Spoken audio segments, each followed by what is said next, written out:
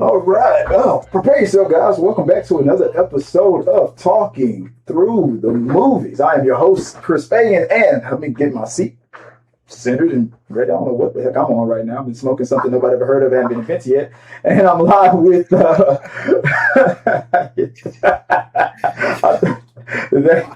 that throw you off? Yes. Vex, if you want to, back in the studio again, you want to introduce yourself, let them know who you are, where you from. What's going on? I'm so sorry. I'm Vex, resident nerd here. I'm happy to be back on the show. I mean, you can find me over on YouTube on Nerd Cult, and then over on my TikTok under Vex Salvatore. You can find me over there. Awesome. Yeah, man, I'm glad you're here, man. I've been struggle streaming trying to do it. Oh my goodness, my old man beard is out, but it's the best right there. That's crazy. But you've seen some things. I was thinking I was about to say if this man says seasoned, I'm canceling the show. When people say I always tell people you have visual proof. I can't grow a beard in real life, even if I try. But I mean, if I could grow a beard as masterful as yours, it would say that I was there at midnight for X-Men 2000. You know what I mean? The first. You know what I'm saying? So I've been here. You know what I mean? I think it was Star Wars Episode 2. Where I went to one of those midnight screenings that we used to have back in the day where cosplayers were all there, and it was just kind of like an event. That was like the first time I went to like a crazy event type of screening. Other screenings, it wasn't that epic, but that one was an epic one. I remember that one. Bro, yes, I remember those, man. They gotta bring it back. They gotta bring it back for the culture. Those midnight screens, yes, please bring those back. Those were awesome. Real quick, I saw a TikTok video where they recreated that scene where Padme fell off the ship and Anakin was screaming like, "We gotta go back. We gotta save her. We gotta go back." And Obi-Wan Kenobi was like, "No, you can't. We focus. We have to stay on the mission." He's like, "No, I'm going back for her." And he's like, "Anakin, come on. She's covered in sand." And then Anakin was like, "Oh, ew, yeah, forgot." He's like, "I forgot about that." Forgot about the sand. He forgot about the sand. I hate it. Yeah, you know what? You make a good point, Master. Man, talk about it. For real. It was a thinker. At first I was like, what? And then I thought, it's messed up. Could you imagine? Can be like, you can cheat on me with other dudes, just don't bring that sand in my house. hey man, you saw how you went on those sand people. Oh yeah. Could you? Oh my goodness! If Padme ever brought the Sandman home, oh my god. Talk about on site. I think Vader invented the concept of on site without them shit. My God. Yes, 110% he did. Especially with those the young ones, man. Oh, the younglings. Yes. But I heard that on the video game, I heard there was a version of the video game where you could actually try to fight back, but those kids weren't gonna make it. Yeah. Not at all. Let me make sure that I'm not struggle streaming. I don't know if it. Make sure there's no. Okay, good. Just making sure like the echoing and all that stuff. But sometimes I'm always having problems with sound management. So far so good. If there's any issues, I'm gonna every now and then you might see me with my phone in my hand, just trying to verify that. I'm not struggle streaming. Yeah, that's always. But other than that, let's get started, man. So I only got a few topics to go over, man. I just wanted to make this a quick one. and talk about two things. So without further ado, let me see if I can get into. I am struggle streaming. Let me get the volume out of my ear like that, and see if I can get this started. Where is it? Did I mess up? I think I did. I messed something up. Let me make sure. Oh, I did. I messed up the flow of the where is it? Oh, the lower third. Oh my goodness, I messed it up. It's gone. The lower third is gone that I put together. You know what? And that's it. Yeah, you know the topics. You know what? Dang it. See, every time I try to do something cool, then something messes up. See, I had this graphic, I had the whole menu happen, and because you know what, don't. I saw it. So I saw it. It was real. I sent it. It was amazing. I saw it. It was real. I ain't gonna lie. On the logo on the slide, every time you're talking, I'm gonna try to fix it. See if I can get it back up. But first topic of the day is the Spider-Man Brand New Day, the fourth installment of the Tom Holland Spider-Man. We have a new director, and the pace, the track that it's on par for 2 billion. I think I know you've seen it. So just real quick, let me get your thoughts on it. What do you think about Spider-Man Brand New Day? And then after that, after you give your thoughts, a quick review, let's talk about the fact that it could be hitting 2 billion. Oh man, I thought it was. I thought it was just a great film. It's so. It was just well done. At first, I was kind of like iffy with the new director they had, and then the product came out, and I thought, Peter's new story. Oh man, I felt for him when he's kind of like he's like a window shopper for his friends, right? He can't really like interact with them, but he's like just like the guy watching them. So you kind of find that like isolation. Oh man, it was so. They did that like so well, mm-hmm. And then there's like so many like Easter eggs in here. Yes. Are we going like full spoiler? Because I don't. If we're not, like I'll try to contain myself, but like I mean, there have been spoiler reviews out right now. Let's just give a warning. Okay, so spoilers for those of you who are catching up to this video. If you haven't seen Spider-Man Brand New Day, for one, you suck. Come on, get out there, and two, okay, spoiler. Like, you've been warned. All right, go for it. You got it. Yeah. Okay. So like there is like so many things. First of all, Spider-Man invented the inhibitor chip, right? For the mutant callers. Well, I thought that too. People were hating on that. I think John Campbell was talking about. He said that he was mad that was such an easy thing for him to make, and I'm like, but you kind of set in the groundwork for the collar thing, right? But I mean, go ahead. I'm sorry. Go ahead. But that was one thing. To be fair, he didn't just make it. It was already made by Banner.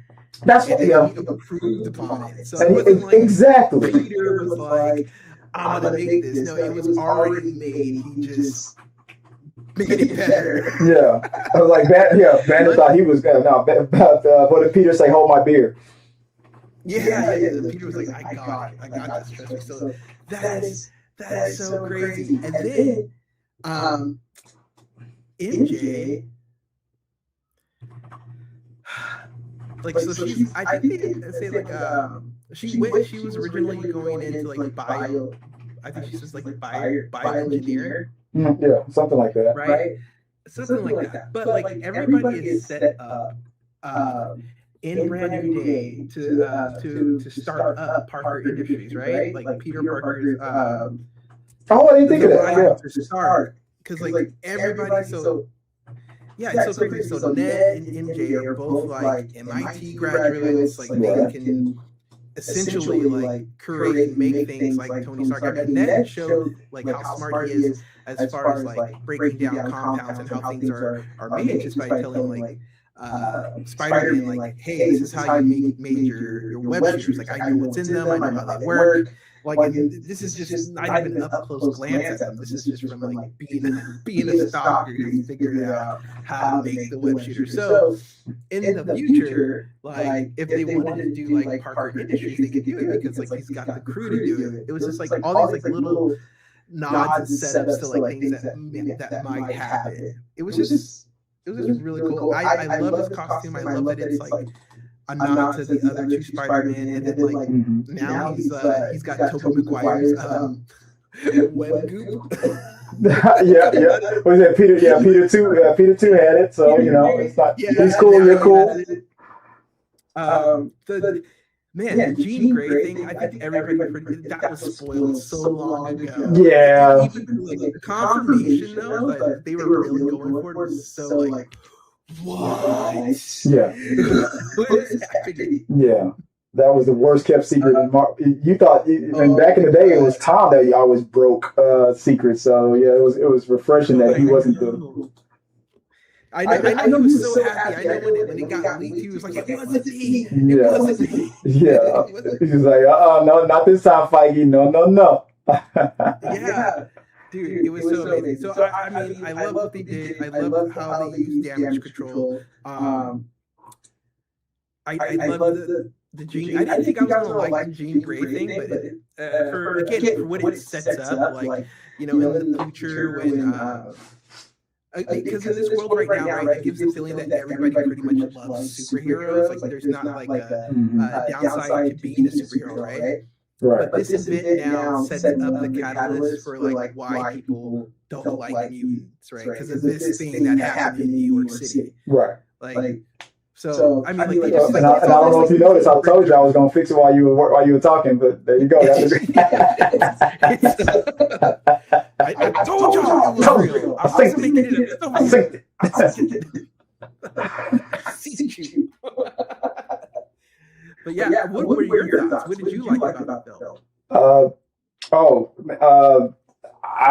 The second time I watched it, I was yesterday with my kids, and I had to even go through some notes.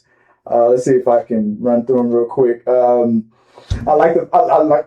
you know what? Let's run down the Easter egg thing. So let's talk about that, because that was what I was really focused on the second time I watched it. And first, a couple of things that I noticed right off the bat: the sweater vest combination, the hat and the what's it called? The cutoff sweater. That was a nod to Andrew Garfield right there, right? Right. What else? A few other Easter eggs. I'm sorry, and then while I'm talking, I'm trying to make this thing. This is gonna bug me if I don't, fix this at the same time. I guess I have my ADHD kicks in, and I just can't help it. I gotta fix a little perfection. The fact that the other things say topic 1, topic 2, it's gonna bug the crap out of me, right? But just little things like that. Where is it? Last one. Okay. I'll stop. All right. The Andrew. I think his swinging style is picked up, is adopted from mostly from Andrew Garfield. Well, maybe a combination of both, because I saw a lot of TikTok videos about how when they on the last film, when they all landed, Tobey Maguire had the most balanced landing. He didn't need a wide stance like the other two guys. He landed with his legs close together and his hands close together because he was so seasoned. Little things like that. I noticed Tom's swinging style has improved. Let's see, Tom getting hit by the car by the Punisher's truck. That was like the same thing that happened with Andrew in the second one.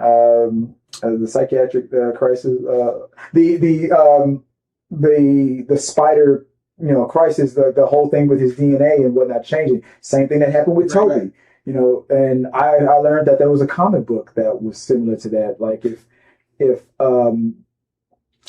Spider-Man, like if he doesn't want to be Spider-Man, or if he doesn't want to practice it, that was like a muscle memory thing. If you lose it if you don't use it. Right. And in the comic book, that's canon. If he doesn't use it, he gets weaker. He does lose it. Shout out to Craig Harris, man. I see you in the chat. Appreciate you, bro. Welcome back. Let's see. Oh, what was another thing? The elevator gag when with his neighbor who was trying to flirt with him at first, and then got kind of weird, straight up spider sense. Like now it makes sense to me why they made fun of it and called it a Peter Tingle at first, because I was like, at first they insulted. I was insulted by it, but then, but when he started, evolving and whatnot, I'm like, oh no, that's spider sense. I don't know what that tingling puberty he was doing before, but this is spider sense. Like when he saw the throwing star just in slow motion, like flash his fist, Toby, another one. That was spider sense. Let's see. The up and away web, that was Toby. What tripped me out was when he was trying to learn the organic webs, he kept saying web commands like web swing. He kept saying web swing. That was from Marvel vs. Capcom. That was Marvel vs. Web swing. Do your job, One for JJ. This one's for JJ. Man, I mean, come on. I mean, the web swing. I mean, they thought they could fool me, but they couldn't. I got a few more. Mind Chase played like the Mind Chase thing where he was chasing Jean was it played like a video game, like you one of those video games where you have to run through the city when it's one of those timed stages to get to the end before time runs out. Played like that. Oh yeah, it did do that. It played exactly like that. You're right. And it also was a ripoff from Denzel Washington Fallen. That scene with the that's a deep cut, man. A lot of people watch that film. Yeah. But go watch that movie. You'll see it was exact. I know it was. I wouldn't say lifted. I'll say inspired.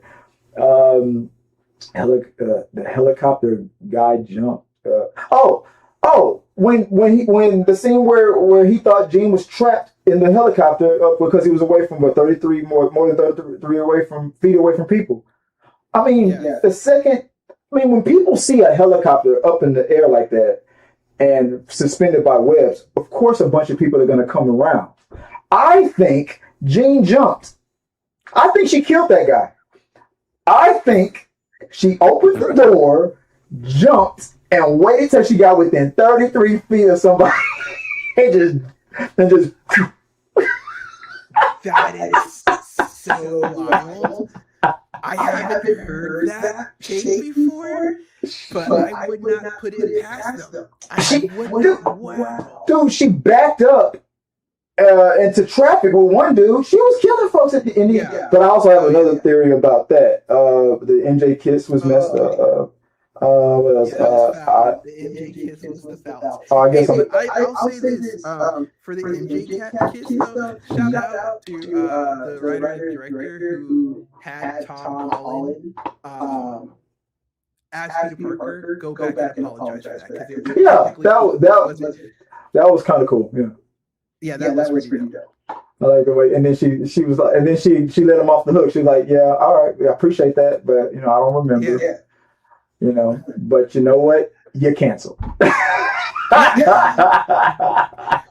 you imagine? That would be hilarious. Like Ned walks in, whoa, bro, you did what? Put my Legos down. Dude, that would have been funny as hell. But Jean was just murdering people left and right. My theory on that is that whatever part of her sister that on her extinction birth, when she was trying to reach out and she finally made contact with Jean psychically while she was dying, I think just like on X3, how Professor Xavier was able to jump into a doppelganger body to live on, I think part of that Sarah, or her sister, is still within her, and probably is going to be the thing that's going to trigger the Phoenix Force thing in the future or something like that. I think all the time she killed people and really broke bad was her sister, like not making her do it, but because Because she felt bad about hurting people at one point, but then she didn't give a fuck. So I was like, it was kind of like she was possessed in her own right. But that's my theory. Yeah, I think she was just ready to like once they took her sisters, like everything was just like boss of the walls, bro. Like nobody she didn't care no more after that. I just think I think I said this in a video I posted on TikTok that like I think like the MCU mutants or the MCU X-Men will end up being Grant Morrison's X-Men, which is the Ultimate Universe. Mm-hmm. And that version, like the Jean that we got, who's out here murdering people, not that she's like that in Grant Morrison's run, but she they are very similar in the fact that like it's like by any means necessary. Like she's more militant in Grant Morrison's run. That ruthless side. Yeah. So I feel like that's like the mutants that we're gonna get. They kind of even like tease it in X-Men '97, like the new black and yellow costumes they're rocking are the Grant Morrison costumes. So like I feel like that's what they're like kind of hinting towards because. I mean, like, I know there's like a bit of discourse where people are fighting about like this Jean Grey is like irredeemable. Well, I don't think she's irredeemable. I just think that we're heading towards Doomsday and Secret Wars, and once everything resets, she'll be the same body, but a whole different history, and everything's gonna reset. Pretty much none of that stuff happened. Well, yeah. And like who's gonna remember that, right? Exactly. Once the universe resets, it's gonna be a whole different history.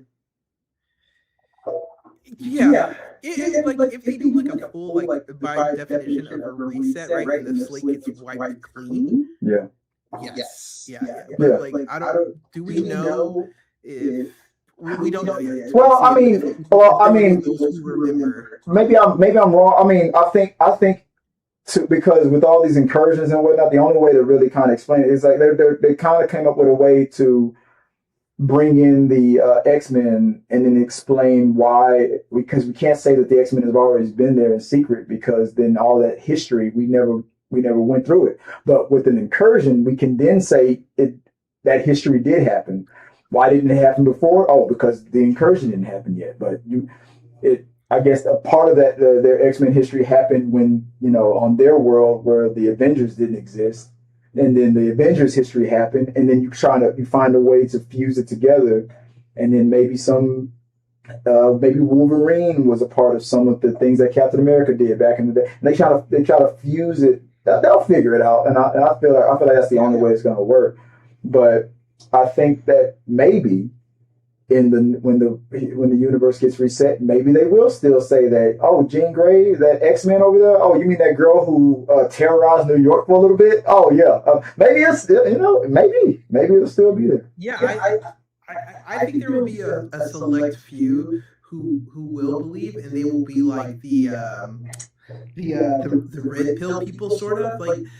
Oh, so you think that when the universe resets, people will still remember the old universe? Because I don't. I think there's going to be like some people who remember how things used to be. Yeah, I think the players that had to fight for the universe will, but I don't think the rest of humanity will. Well, okay, so I think like. Some people like so if we said like, since it was only a select, I can't say a select, but there was only so much feet where Jean's like outbursts happened, right? And like a lot of people were stuck.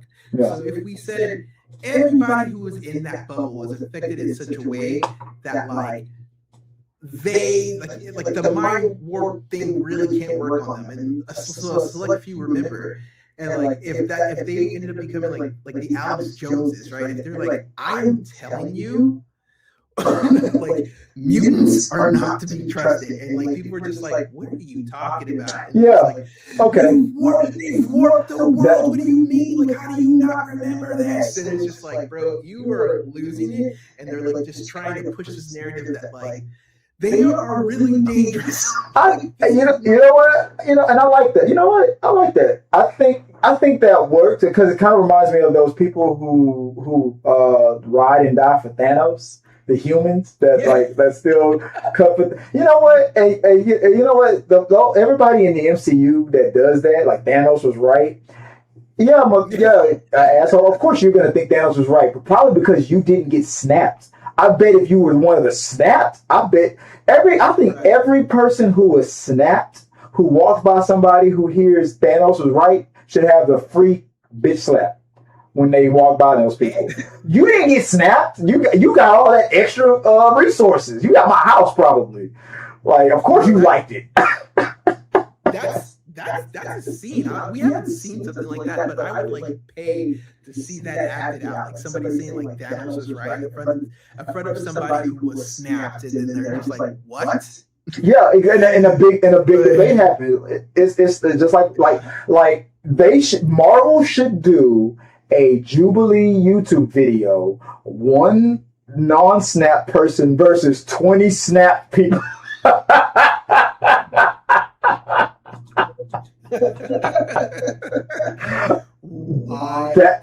That would be hilarious. So the back and forth would be hilarious on something like that.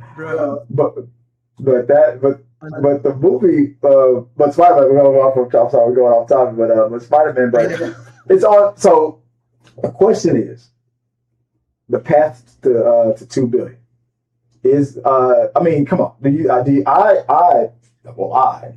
like it's inevitable. I mean, when I track box office, I'm like, I always watch those on average 50% declines by week. So if you start off with $1 billion in the first week, I don't think it's going to make $500 million in week 2, but it's going to probably be around 300 or 400 in week 2.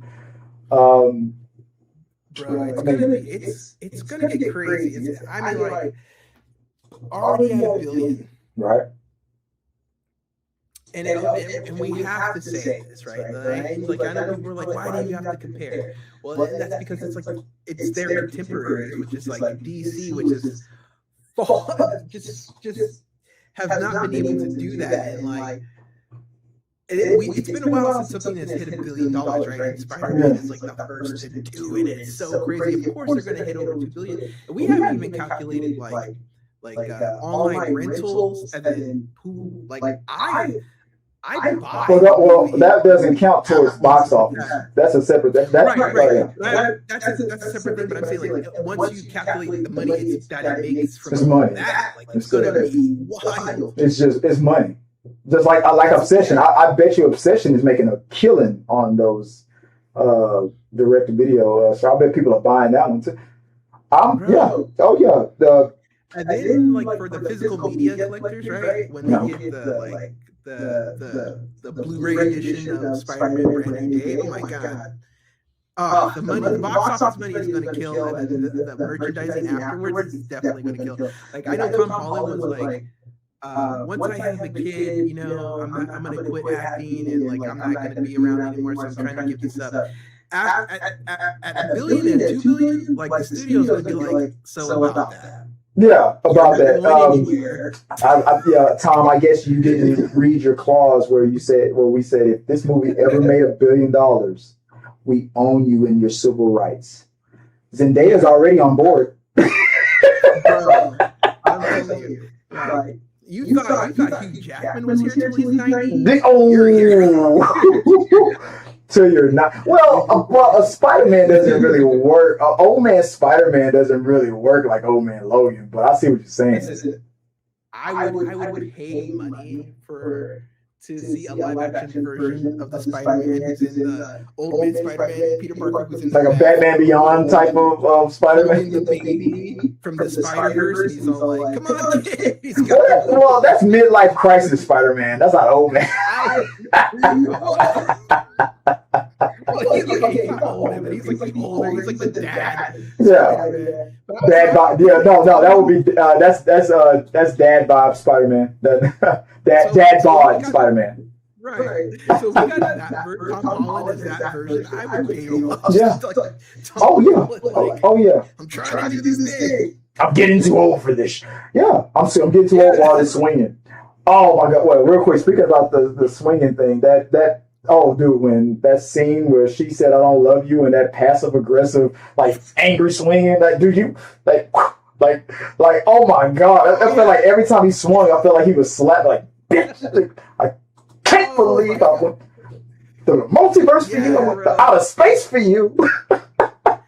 Heartbreak, dude. Oh my god! I bet she was like. I'm surprised he hasn't called old girl Vulture's daughter from part one. Shit, I don't know. He'd be justified now. Your daddy's stuck in the Morbius universe, so I guess we can get back together. Yeah, I don't know if they'll use this, but I don't know if they're ever going to use her. But a full circle moment would be if, like, because of who her dad is, if they would have to kind of warp the story a little bit, she came back as Black Cat. I'd be like, yo. Was Vulture's daughter Black Cat?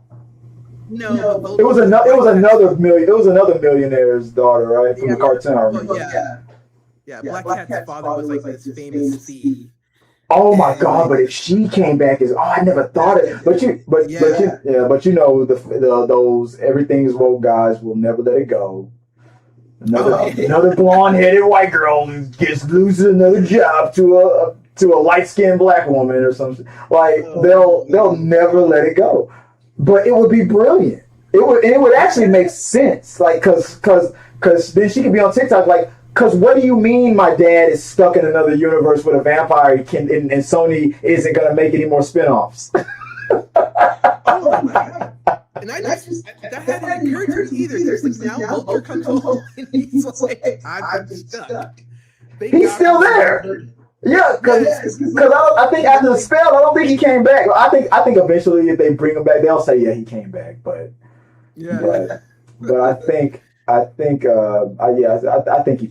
he's back. I think he's in jail. But it would be funny if they say, no, he's stuck. He's back. He's still in motion. He's still trying to figure it out with Morbius.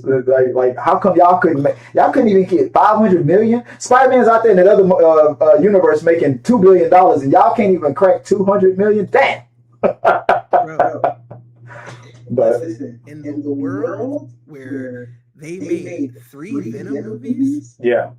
And you can't crack like bro. Like if Venom can do it, I mean, it does not make sense how they did so well. And it's not like that those Venom movies were that well made. I mean, the first one was phenomenal. The second one, it went on a downward trajectory. It lost itself by the third one, but it was still a financial success. It's like, why could they do it for Venom, but they couldn't do it with all the other characters? But yet, Spider Noir did so well on Amazon. It's like, does this mean that? I mean, Venom is very Spider-Man-like. So does this mean that these spinoffs just have to have a Spider-Man in it? But then Madam Web failed also. So, but that was bad writing and acting and directing. So in other words, there's just horrible. I mean, honestly, Sony should be. So whoever's executive producer at Sony needs to slap themselves for even greenlighting that. I don't know what they were thinking. Oh man. But I don't know. I mean, like, if they really just like the Spider-Man thing, they just like if their failures with spin-offs and then this hitting $1 billion, like if the proof is in a pudding that like Sony as of right now cannot do a Spider-Man by themselves. It's yes. a partnership with Marvel that's like knocking it out of the park. So like now, dude, I'm glad. Oh my god, I'm glad you said it. I'm glad you said it. I was literally about to say the same thing. Hell yeah. Yeah. They have to be together this whole time. So I think other than like if they really wanted to create their own universe outside of Tom Holland, I think, and like he said he would do it. It's obvious, like, to continue with Andrew Garfield, but I feel like they're gonna wait till like he's too old to do it, and then the time they could have done it is just gonna be gone. The Spider-Man that could do the from the Into the Spider-Verse with the married to MJ and have the baby thing I would love to see Andrew do that more over Toby, because we know that Toby's Spider-Man is still with MJ and he's there together, but I think Andrew could pull it off better, but the problem is he never got his MJ. And that's and that just reminded me. That's another thing. That's another Easter egg. Tom Holland's MJ is an amalgamation of Toby and of the MJ from Toby's universe and Gwen. She's an amalgamation of both of those characters. Because the intelligence of Gwen and the fact that she's just the love and the MJ. Of course, she's an MJ, but I think she's like an amalgam. In my opinion, I think she's an amalgamation. I can agree with that. And plus, he kind of got his Gwen Stacy fall moment with the Jean Grey thing, but he caught her. Right? Yeah, and she did the same thing right in front of Ned, calling him Peter by saying Peter by accident. That shut your mouth moment. Another nod to Andrew Garfield, right there, the Peter. But the $2 billion mark, it's gonna hit. I'm glad that it's gonna happen because Spider-Man Far From Home should have hit $2 billion, and it was only a few hundred million away. And I still feel that it's because of China not letting the movie play in their country is the reason why it happened. Everybody says it was insignificant. I disagree. I think that would have been enough to get it over the mark. It was right there at almost at $2 billion. But the fact that this movie, a solo, this is the first comic book movie with the title character being a solo, a non-ensemble. I put this on at T3 Media Studios on Instagram. A non-ensemble like comic book movie to be able to hit $2 billion. The only other one was Batman v Superman, and that's still two people. That's still technically an ensemble. So it was that should have done it, but it didn't do it.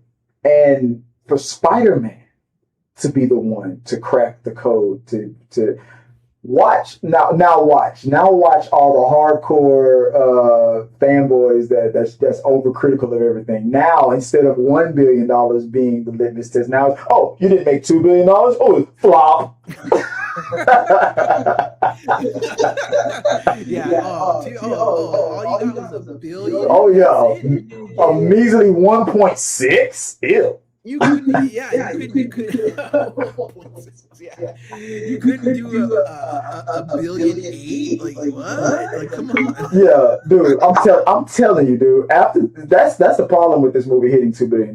10 years from now, people are going to be talking about Man of Steel. Talking about, well, if you adjust for inflation, Man of Steel made $2 billion. Fudge. We're never going to hear the end of it. We're never going to hear the end of it. Oh my God! Yeah, 110%. It's about to go down. It's about to be some BS. Everything that was like what do they say? Death and taxes is a sure thing. 10 years from now, they're going to be saying $2 billion is the new litmus test. And by New Year's Eve, when we go from 2026 to 2027, all the kids are going to be going 6'7", 6'7". I'm telling you. You called it copyright right now. What is that? Take the bets on one of those betting apps where you bet about anything. Yeah. Oh, yeah. I know what you're talking about. Yeah, I'm telling you. Yeah. I'm calling right now. Look at. I'm gonna zoom into the camera. Look at. That's what the kids are doing. They're the reason why kids aren't saying 6'7" the way they used to a couple months ago is because they're waiting for December 31st, 11:59. That's when they're like, "Why aren't you in bed?" You'll see. 3, 2, 1, 6'7". What? Tell your kids to go to sleep. My gosh. Really quick, off subject again, back onto the mutants. I just had to stop while we were talking. Yeah. Because, okay, so if you it's such a short run. If you have the time ever in your schedule, download, whatever, get the original Ultimate X run of the X-Men. It's short. Before they did Secret Wars, which merged them all together, right? Okay. But the mutants, and this is another reason why I think, what I thought about this, why I think they're going to go with the Ultimate X version of X-Men. But the mutants in that universe, although Magneto believes that they're the next evolution of mankind.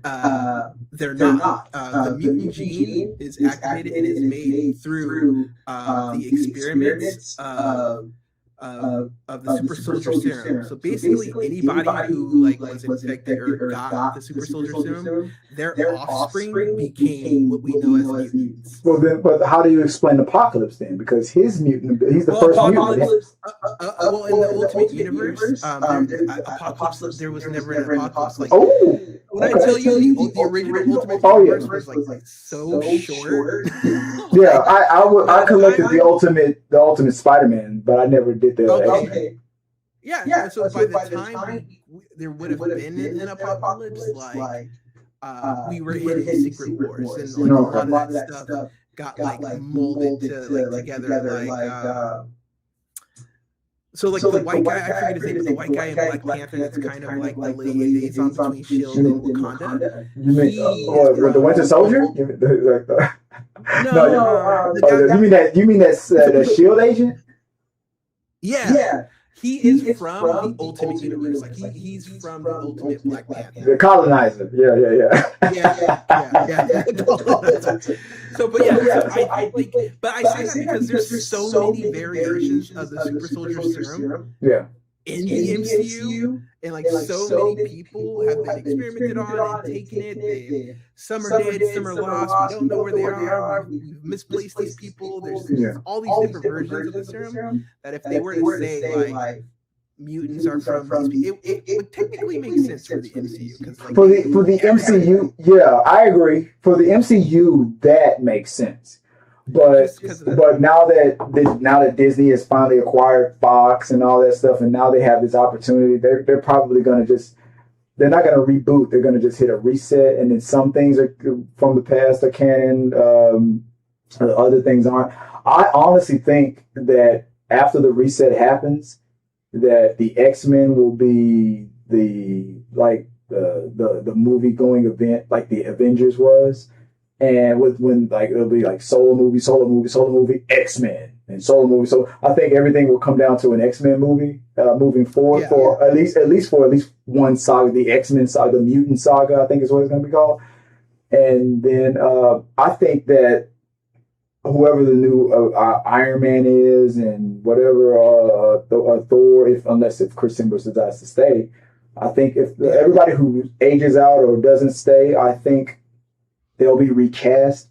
They'll still be in this new universe, but they'll just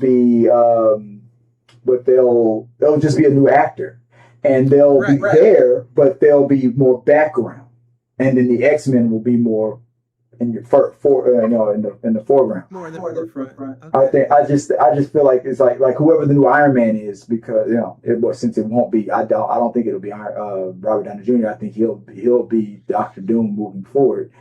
And I think that whoever the new Iron Man is going to be is just going to be Iron Man swoops in, saves the day, and he just leaves. I just think he'll be more of a background character. But Iron Man's already been established. I mean, so it's I don't know whoever.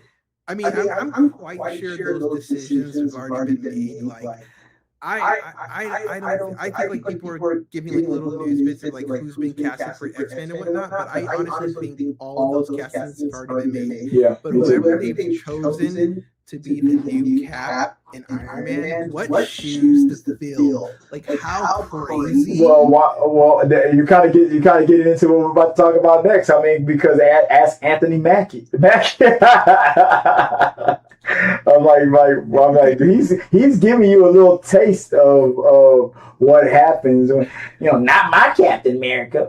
He's giving you a little taste of it. He's already going through it. So we already know. It's like, but what the fan, the hardcore fans or the regular fans need to understand is that you can only come out with so many movies a year. At one point, Marvel, I think it was 1 year where Marvel had 3 movies that came out in 1 year, or maybe more. For sure. And that was that was too much. I mean, even if it is between Fox, Sony, and Disney, it doesn't matter. I mean, it's still too. They learned it quick that they couldn't do that with Star Wars. So it's like It's too much. And now that the new litmus test is $2 billion, we got to be careful. we gotta take our time. We gotta write. We can't oversaturate things. But I think like Anthony Mackie. If it was anybody else, in a sense, if there was another black actor, it would have been a success. But because it was Anthony Mackie, it never. The way they built Sam in the MCU, he was okay. I was wondering where you were going with that. I was like, wait, Anthony Mackie's a good actor. okay. So hear me out. But there's just so much. You still never got over 8 Mile, huh? Well, I tell people like that's how bad Eminem beat him. That he joined the army and became the Falcon. Like that's just like after B-Rap destroyed him, he was like, you know what, this rap game ain't for me. Let me go do something with my life. Marvel, will you make 8 Mile canon by now, please? Please make that canon, because that would be funny as hell.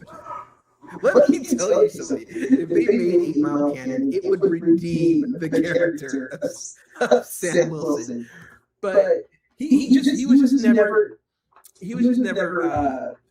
never positioned to be captain.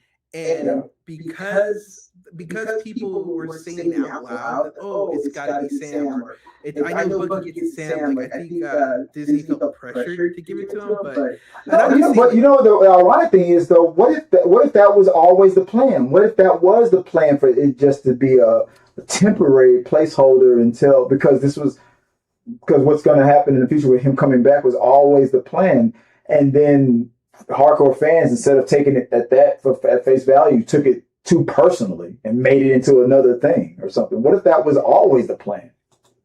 Fudge. So okay, if that's always the plan, and here's the thing, they'll never be able to prove it either way though. Now, I don't like Sam as Captain America, or at least this version of Sam as Captain America, even though it happens in the comic book. Okay. No, okay. Hear me out. Okay, you saw Brand New Day, right? Yeah. We were just talking about it.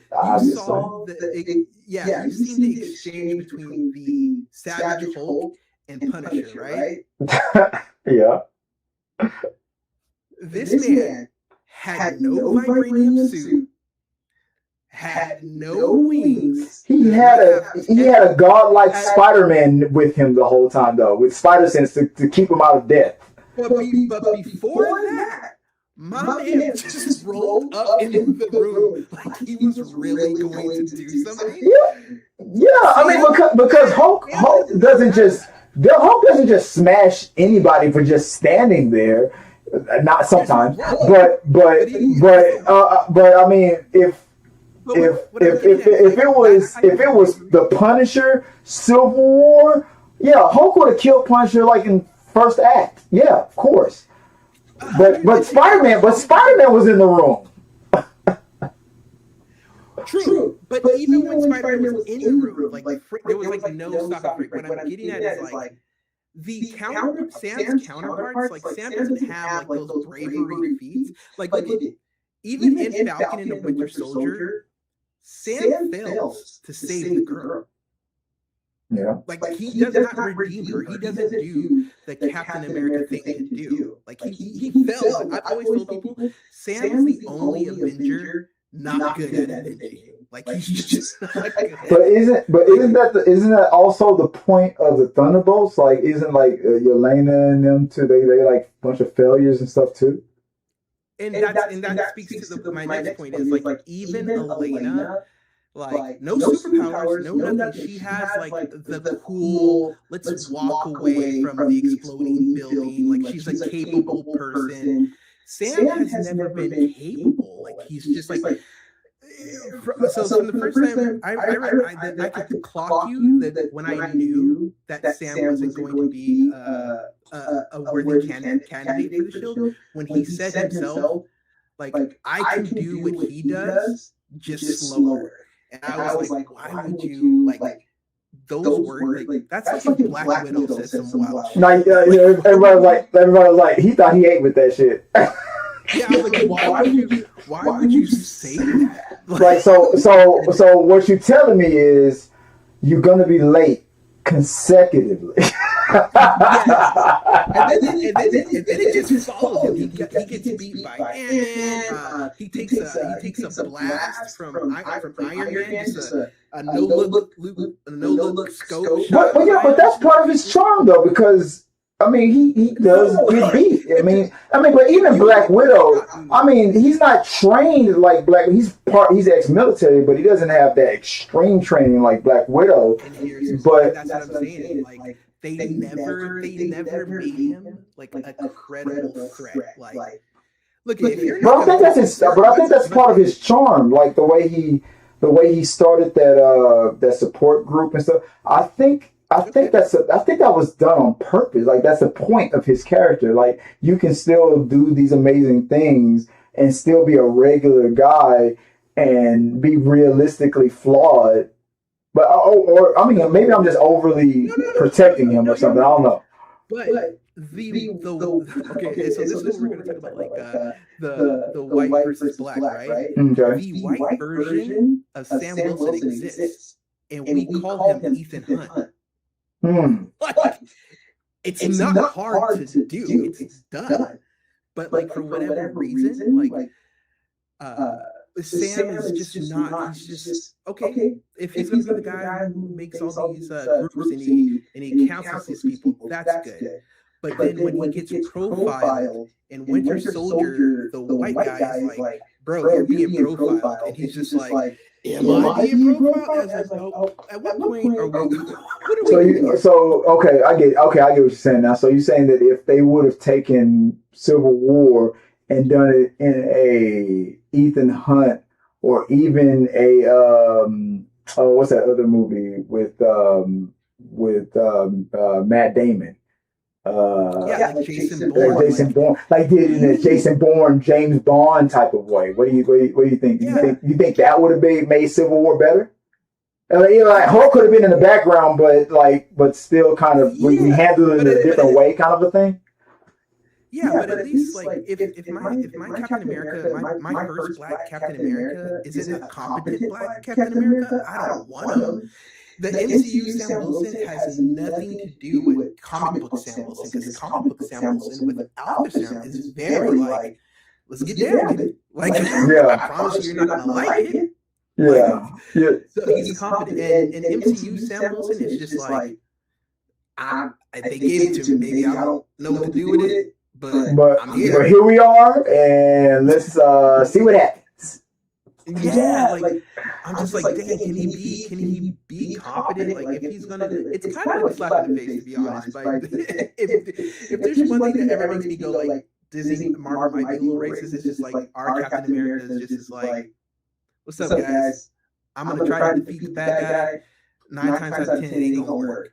Like, even in his own movie, leader turns himself in, so Sam doesn't fight him. He's just the leader's just like, "Hey, baby, you're not gonna get it." So here I am. Yeah. But the fight scene he has with a geriatric villain, which is not saying like, I don't want to say like he's that old, but it's just an old man. Let's call it what it is. The leader was like, because since the leader could tell what was happening with the multiverse and stuff, because he's that smart, he was like, nothing I do matters. Robert Downey Jr. is about to come back as Dr. Doom and reset everything. I don't care. That's what's happening. And that's part of the trauma once we start talking about the other black-led content, because then it's like, other stuff got canceled, but does it even matter? Like, are they being canceled and mistreated because they are black-led series, or are they being canceled and not thought about because they just happen to be the content that does not matter, because we're headed towards a good reset? You know what I'm saying? Yeah, that's a good segue. So I'll get into the I mean, we spent an hour talking about Spider-Man, but we still for the past 20 minutes we kind of bled into the second topic. Yeah. So I'll get into it real quick right now. So right now, what's going on in Hollywood is that MCU is under fire on lately on how fans feel that black characters are being treated, and because at San Diego Comic-Con around that time we got a new Black Panther that was announced. So was it David Johnson was announced, and he's playing not T'Challa, but he's the older version of T'Challa Jr. And obviously maybe they're gonna age him up. There's gonna be some Secret War stuff. I don't know, and then it's all gonna happen anyway. But that got me thinking about how over the years, Marvel Studios, since its inception, has not been shy of controversies. And I'm going to go down the list of it. I don't have I won't be able to display the graphic, but hopefully I'll be able to read it enough for you. So I'll start it off. What I did was I put a list together of all the controversies that are in the same vein of what's been going on recently, as far as with characters of color or black characters for the MCU. So I want to start it off, and the very first, in my opinion, is and always will be the fact that when Terrence Howard was recast, since 2008, when Terrence Howard was recast as War Machine. That was the very first and the biggest controversy, in my opinion, that happened with the MCU. Now, here's the incident. After starring in Iron Man, Terrence Howard was replaced by Don Cheadle for Iron Man 2, The Backlash. Howard publicly stated that Marvel broke their multi-picture contract and demanded an 84% pay cut to reallocate funds for Robert Downey Jr. Because Robert Downey Jr. was able to successfully revitalize his popularity in Hollywood again. They needed to and Iron Man was such a success, they needed to pay him more money. But instead of just taking it out of their reserve or out of the profits that that Iron Man made, they were like, hey, let's just take it out of Terrence Howard's contract. This established the first major precedent of fans feeling a prominent black lead was devalued by the studio. So, Vex, what do you think? Do you remember this when Terrence Howard was recast? How'd you feel about it? Yes. Okay. So to me, I thought it was super messed up, especially since Terrence Howard was the guy who got Robert Downey Jr. the role. The role, yes, thank you. Not a lot of people know that. And then it soured their friendship for quite a long time. Yeah. However, I think there's this thing, and I think it did start with Terrence Howard, where and it happens in the real world, but I'll try to keep it as much as the MCU. But I think they saw what Terrence Howard is. It's like, we need this movie to be strictly about Tony Stark and Iron Man. If Terrence Howard is in this film, he is he's going to take up a lot of the gaze. At the time, as far as Hollywood, he was the highest paid actor. He was. Incomparable to Robert Downey Jr., he's better looking. If Terrence Howard stayed on, it would have there would have to be a shift between the two, because if we're being honest about the MCU, much like pro wrestling, bigger, faster, stronger, right? You can't see an Avengers edit without getting the bicep airplane thing with Captain America, right? And he's a handsome guy, he's a good-looking guy. And the same thing with Terrence Howard. He would take up that space as Rhodey. He's just and there would be more women of a certain age who would go and see Iron Man because of that. Yeah. And I think that's and I think it was both a business and future look. Let's just be honest, between the two, Robert Downey, Terrence Howard. Terrence Howard was easier on the eyes. He would have got more of the attention. Girls would have liked him more, which would have made men want to be Howard more than Stark. Yeah. And like, because he was cooler. Yeah. He was cooler looking. As cool as Iron Man was and is, Terrence Howard is cool. Which is why I think when we get to Sam, we get Anthony Mackie, because between him and Chris Evans is the better looking dude. So because somebody equal or more, like, it wouldn't have worked out. Like, people would be like, hey, Evans is cool, but he's no Chris Evans. I don't know. Yeah, he's no Chris Evans.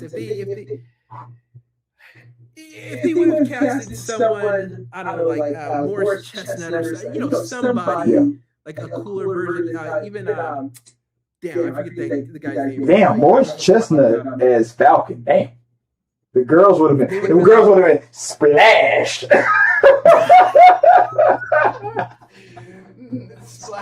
would have been just a straight, it would have been straight up. What was that, Chris? Splash. Yeah. Anything, but yeah, so I do think like that was the start. I remember that, and I was like, even when they announced Armor Wars, like I remember telling people, had Terrence Howard had still been Rhodey, Armor Wars would have been a movie. Armor Wars would have happened a long time by now, yeah. Which is part of the reason why I felt like Terrence, in hindsight, the pay cut was an insult. But I think he would have gotten the spin-off stuff way more than Anthony Mackie did. For sure. I mean, Don Chino did. I mean. No, I know what you meant, but I don't think, like, at that time, too, thinking about it, like, nobody knew that this was going to go. Yeah, at the time. You know what I mean? And not even Terrence Howard. So I mean, I understand why he walked away. But I think if he knows then what he knew now, that he would have stayed. But I mean, of course, anybody would. But it's crazy that Terrence Howard really went to bat for Robert Downey Jr. because Kevin was not going to let him audition. Kevin didn't want him. Kevin, all that baggage, all that history, the cocaine, all that stuff that Robert Downey Jr. was in trouble for was still hurting his image. And Kevin didn't want to risk it because this was the first movie. They didn't want, they borrowed so much money, they needed to make it back. And they made it back. It worked, but Robert was a risk. Tom Cruise was the sure thing. But and Robert was so much the risk that he did Iron Man for $8 million. Like, but it still was shitty for Marvel, Kevin Feige, for them to then go, you need to take an 84. I always heard pay cut. I never knew it was 84%. I'm like 20% is an insult. 80%. Dude, Kevin, come meet me in my house. We gonna fight in the parking lot for real. Like what the hell? Because it's like that made no sense. The more disrespectful part to that is that like Howard went like 84%. Okay.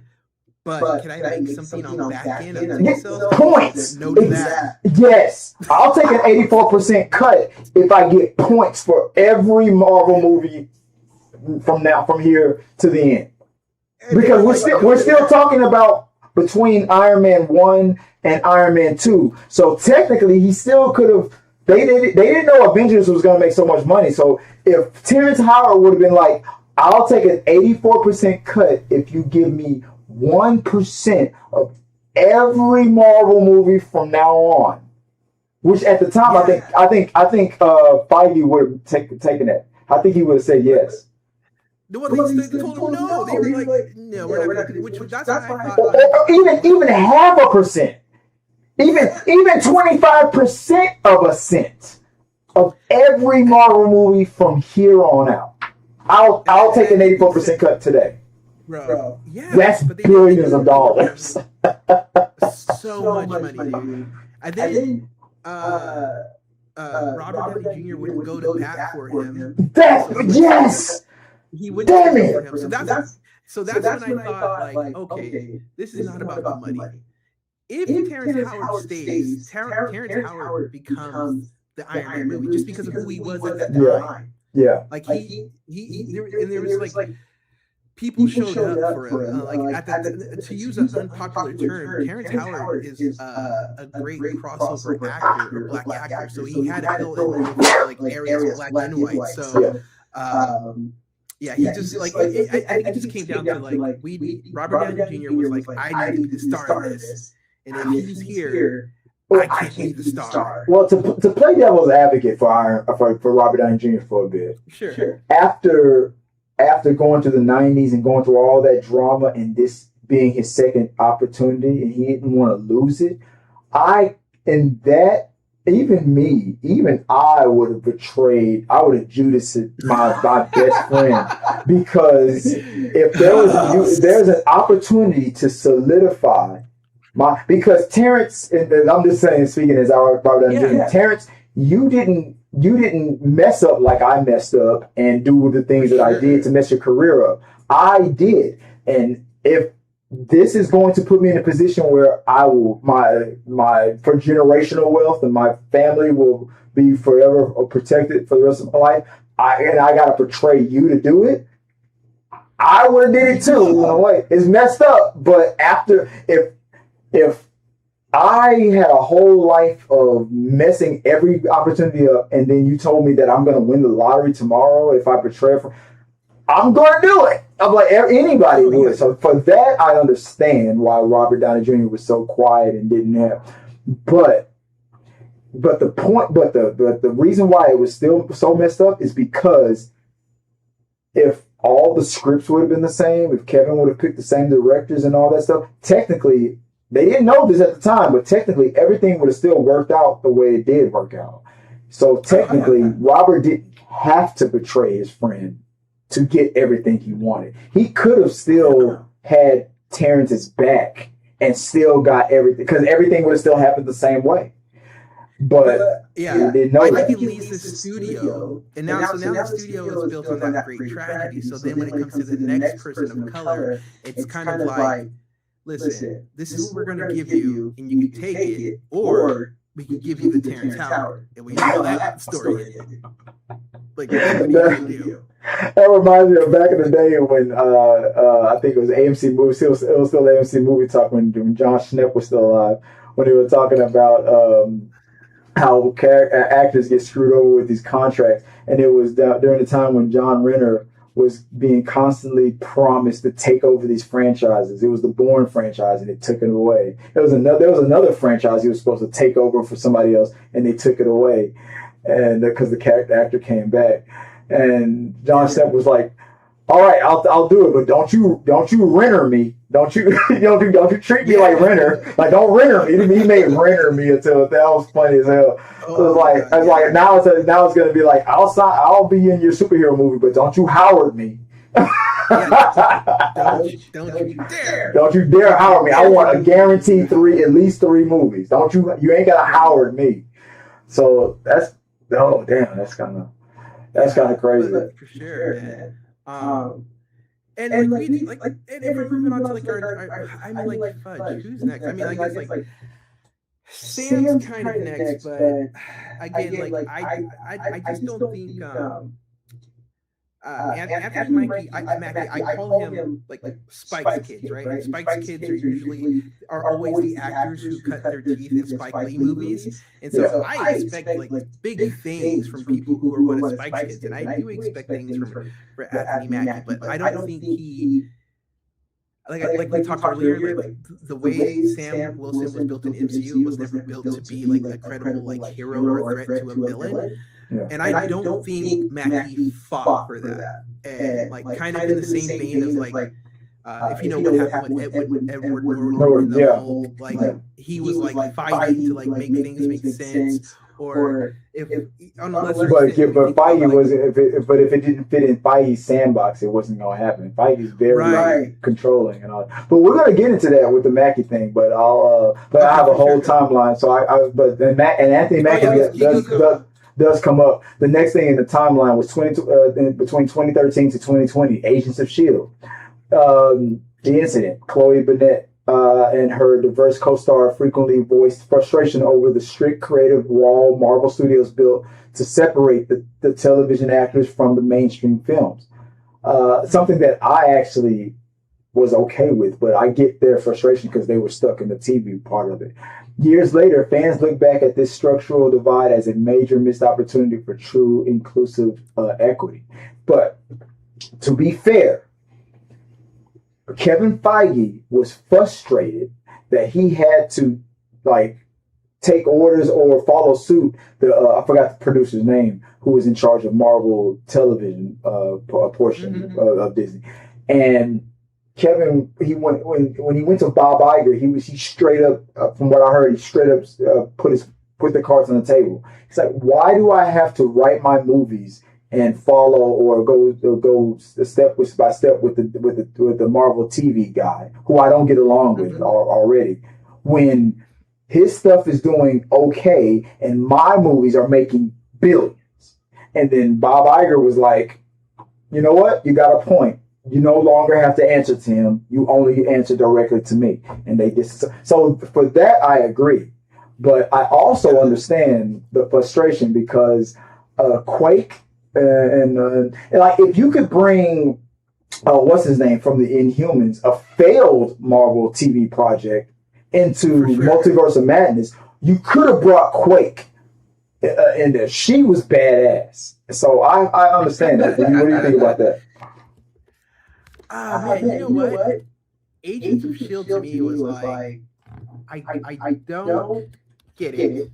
It was like, it's just like, of all the things to make a show about, was that, but I do understand like the frustration about everything, the diversity and things like that. But I would say, to be fair, unless a network is just starting out, because like when networks just start out, they're a very black network, right? Yeah. Like, that's the thing. When networks start out, they use like black TV shows to get off the ground. Yeah, like Tubi, for example. Yeah, very much so, right? ABC wasn't that. Like, I would never really expect any kind of diversity from that. But if you're in the show. And no, what Quake was that actress? She's what, Asian, half Asian or half white. And don't get me started on like Asian actors because like it is odd. It's not odd. It shouldn't be odd to anybody. But the last mega Asian star in the U.S. was Bruce Lee. And the mere fact that Jackie Chan would probably would argue that. Yeah. Well, because he had the time. Yeah, I mean, I honestly think that Jackie Chan done more than Bruce Lee in Hollywood because he lived and he had the time. Maybe, but I mean, like the cultural relevance Bruce Lee. Of Bruce Lee, like there's listen, Jackie's been here a long time, but there is no movie like Kill Bill where somebody's wearing an iconic look-alike costume to the game or whatever Jackie Chan movie. Like there's no reference to Rebel in the Bronx. Yeah, you're right. American, you know what I'm saying? So for Asians, you don't think that Quake really is relevant, or? No, I just think that's unfortunate that it didn't work out for her because I think any I mean, I think it's a cruel test of time to look at since the death of Bruce Lee, there's not been a major Asian movie star. They're here. Shang-Chi should that should work out. I mean, the fact that Spider-Man: Brand New Day is about to hit $2 billion, which we're going to talk about in the last segment. Shang-Chi 2 better be greenlit like yesterday. Now, that director is in a position right now where he's like, I ain't taking no for an answer now. But forget that. No, I'm gonna make Shang-Chi 2 now. But I can see them putting Shang-Chi further in the back burner just because the lead actor, he keeps popping up and doing weird stuff. Yeah, but he's about to pop up in Doomsday. Yeah, cameo, maybe. Like, we don't know how much. Gambit? He just him and Gambit? You didn't see that? Okay. No, I seen that, but I'm saying like we don't know like if how much screen time is he actually going to have? Like I'm just saying like he's been saying like not cool things in the media. Yeah, I know what you mean. Yeah. So like I don't know like how much of that's going to affect like him doing that. But yeah, that's and another thing, just to touch on Agents of Shield one more time too. Yeah. Go ahead. Like, sometimes you need to know, and I don't know where these actors' friends are or like who their agents are, but like you're on the B show, like yeah. Like, ABC. What the hell is the ABC to a Netflix right now? Like, sometimes you gotta take like sometimes you just need to be like I'm happy to be here, like I'm happy to be. I'm just here because I don't want to get fined. Yeah, you know what I'm saying? Like, but I do again like clearly they got the Howard treatment because Shield is not here anymore, and they kind of just don't even talk about it or reference it at all. No, not at all.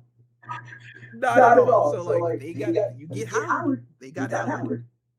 I agree. I see what you're saying there. So moving on to the next in the timeline. So 2015 to 2018. Let's see what I'm seeing here. The Jeff Loeb Daredevil anti-Asian mandate. The incident. Daredevil actor Peter Shikoda played Nobu went public accusing then Marvel television head Jeff Loeb. That was his name of systematic racism. Shinkoda revealed writers had planned deep backstories for Nobu and Madame Gao. He alleged Loeb forced them to scrap the script, explicitly stating that. Let me switch the cameras here. Explicitly stating that he said that Loeb said that nobody cares about Chinese people and Asian people. This reduced major Asian characters to faceless stereotype ninja tropes. So, I mean, I didn't hear much about this one, but I mean, yeah, that Jason Lowe, I think, is the guy that Kevin Feige was saying that he doesn't feel like he should be taken aback to because his movies are making billions and that guy is just TV. So I'm like, yeah. I can see that, dude. Like that's like again, that's just like somebody trying to like bully their way into something. But yeah, I believe executives say stuff like that all the time. Nobody cares about black families. Nobody cares about Asian this. Nobody cares about Mexican that. Oh yeah, I 100% believe he said. I mean, like. Try as they might, like I cannot not look at Amy Pascal and be like, this is the same woman who said Spider-Man can't be black, he can't be a woman, like they don't want to do anything, like a full email just saying that, like she was committed. Yeah, so like my goodness. Hey, listen. She got a notary. This is how it's so gross sometimes, but this is how committed they are. Is that like Sony was they would rather spit out all these horrible just villain movies, and like they have the card. All they would have to do is make a Miles Morales movie. Yeah, like a live action, and they will not do it. Like, she is like sticking to the live action Spider-Man cannot be black. That's all. But I say that like to say like I believe that Jeff Lowe. It eventually will happen. Yeah, maybe. You're like maybe. But yeah, dude, like I can totally see that. But Devil's Advocate, that's Loeb, right? We can't associate that because of how hard Feige was trying to distance himself from TV. I mean, can we say that's Marvel proper? Yeah. Yeah, I feel like that's a Loeb thing, right? Yeah. I can't. Like I want to group the races, but I can't because it's like, oh, that was a Loeb. That's a Loeb thing. I get it. Yeah, no, I get it. And then the next one would be let's see. Make sure I got my. What am I doing wrong here? There we go. Okay. The next one would be real quick. 2016, the sudden shift in Luke Cage, season 1, the incident. The mid-season pivot of Netflix Luke Cage deeply frustrated audiences. The sudden death of Mahershala Ali, universal praised villain Cottonmouth, replaced by the campy, underdeveloped Diamondback, was heavily criticized for derailing a groundbreaking exploration of a Harlem culture. When you were watching Luke Cage, you remember that? Like when they got rid of Cottonmouth out of nowhere to make room for Diamondback. I hated it. I understand like how what is Cottonmouth gonna do to Luke Cage, but still. He was handling himself fine, but the way he took him out, I don't know. No, yeah, dude, I agree with that. That was just like this is bad writing. Yeah, that was bad writing. And maybe it was like purposefully done because Luke Cage came out during all of like I can't even say during because it's still going on, but definitely in the height of like the BLM movement, right? It was like so much like the Trayvon Martin things were going on, and just like so I can see them trying to like quell so much of what Luke Cage was presenting because like his whole aesthetic was like I'm gonna walk around the neighborhood with a hoodie on. There's nothing you can do to stop me, and then you have this character that's like calling himself the King of Brooklyn and like it's just the negative of Luke Cage. I could see them saying like, hey, we gotta put a stop to this and maybe go more camp, and that's when we get Diamondback. Yeah. But yeah, definitely that was just, I remember seeing that being like, what are we doing? Like, this is so horrible. On an undeveloped character and whatnot. Yeah. It was like, but I remember how jarring it was. It was like, it just made no sense. And I think that should have been Mahershala Ali. It's funny how Mahershala Ali got screwed over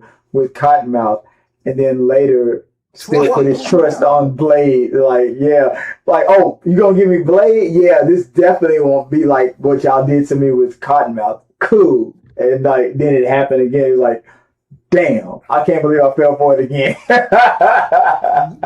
Yeah, dude, you got Mahershala got double Howard. Like, damn, yeah, like you got.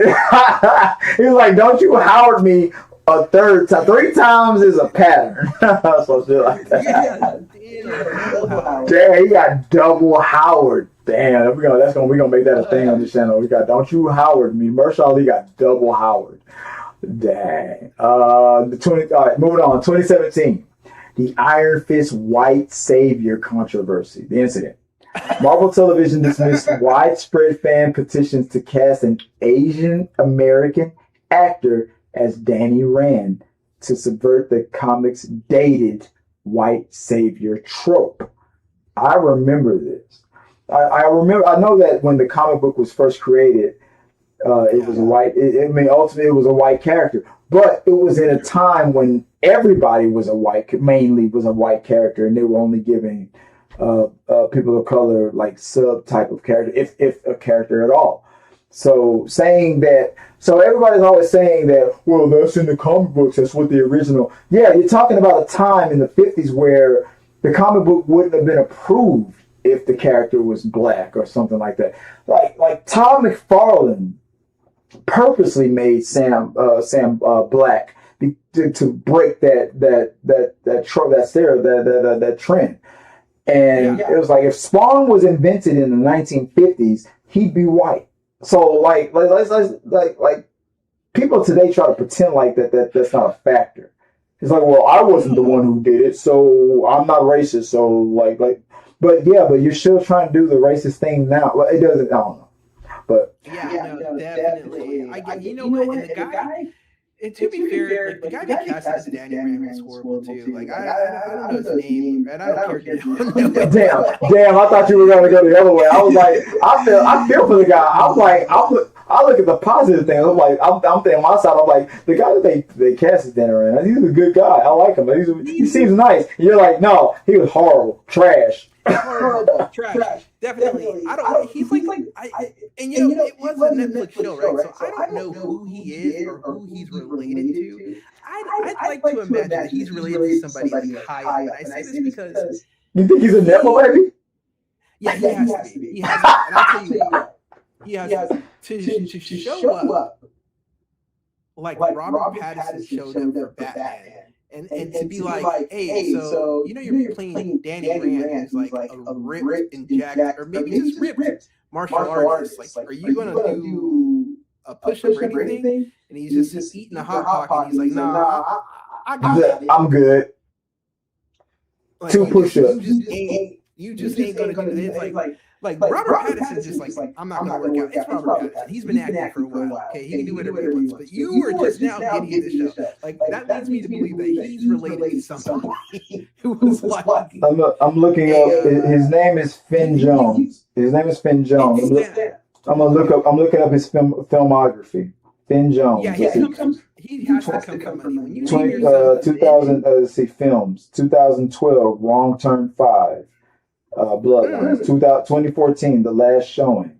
2017, Leatherface. 2021, Awake. 2022, The Visitors. Television. 2009, Holly Yokes Later. 2010, The Sarah Jane Adventures. 2010, Doctors. 2011, Game of Thrones. He was in a couple episodes of Game of Thrones. 2015, Life in Squares. 2017, Iron Fist. 2017, The Defenders. 2018, Luke Cage. 2021, Dickinson. 2022, Swimming with Sharks. And it says 2027, Daredevil season 3. Damn. So so as far as Nepo baby, I don't think Nepo baby because he ain't getting shit. Well, he knows somebody. I'm telling you. Listen. He knows he's blackmailing somebody at Marvel.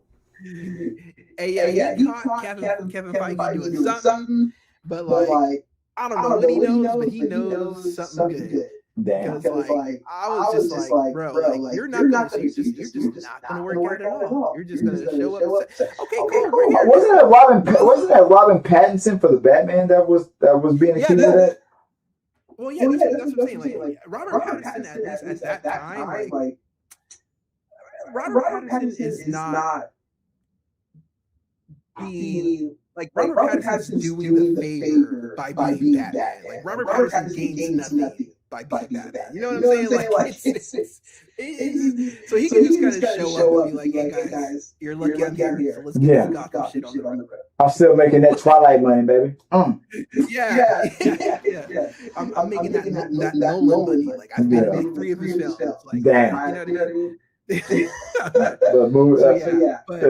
see what you're saying. Let's see. Moving on, but keeping on the theme of Luke Cage, the abrupt axing of Netflix's Luke Cage incident. Netflix abruptly canceled Luke Cage while showrunner Chio Hodari Kottker and his team were actively writing season 3. The backlash. While corporate politics between Netflix and Disney played a role, fans felt deeply disrespected that Marvel's premier historical significant black-led show was unceremoniously dumped in the middle of active development. They ended season 2 where he became like a mob boss, and that felt unnatural for who Luke Cage was. So I think that made sense why there should have been a season 3 for him to break out of that eventually, but they never did. And then they had to kind of like fix it a little bit with this new Daredevil Born Again with the real quick Jessica Jones thing. But I agree. I get it. But that was also when Netflix was letting us know that we'll cancel anything anytime. I don't give a damn how much money it made. So it was like that started too. Like the cancellation of those shows happened during the like infrastructure building of Disney Plus. So this is when like Kevin Feige is getting control over everything. And Feige's like, I don't like that. Netflix had to stop production and all. Yeah. So like he nixed all of that for sure. He nixed Luke Cage, Jessica Jones, and Daredevil. Yeah, and they're all coming back. Because he's like, he couldn't deny it. He was like, I want everything under one umbrella, but you know what? The Netflix versions of it, they did good. So he's acknowledging it. Next thing, 2022. Here we go. Anthony Mackie's production diversity call out. The incident. While promoting his expansion into a leading role, Anthony Mackie drew massive attention by calling out Marvel's hiring practices. He pointed out that after a decade of filming MCU movies, he noticed every single crew member was white, except when Marvel explicitly hired a black crew for Black Panther. What do you think about that? Now Anthony Mackie is known for that, for getting on social media or getting on an interview and just calling it out. And to his credit, he has not been fired like other people might have been. So maybe he is Captain America. I think sure. I think like of course, he's got the contract down and all that other stuff. So like, everybody has a contract down, but they can still get fired. Yeah. I think he's a little. I do think he's right in the sense of like there should be way more like black people on there in that studio, and like the fact that it only happened during Black Panther. That is very crazy. I do think though like Anthony Mackie. Oh, because we were talking about this earlier. He's a guy, man. Like I said, he's one of Spike's kids. I expect better from him. He needs to show up in a better way. Like, I honestly think he's going to die in Doomsday, but that's just me. So I called it if it happens. But if he's going to continue to be Captain America, he needs to fight for his character, and he just does not fight for his character. Or at least say like, hey, like we need to have like if we're doing my stick, if we're doing my captain, I need Black Rider.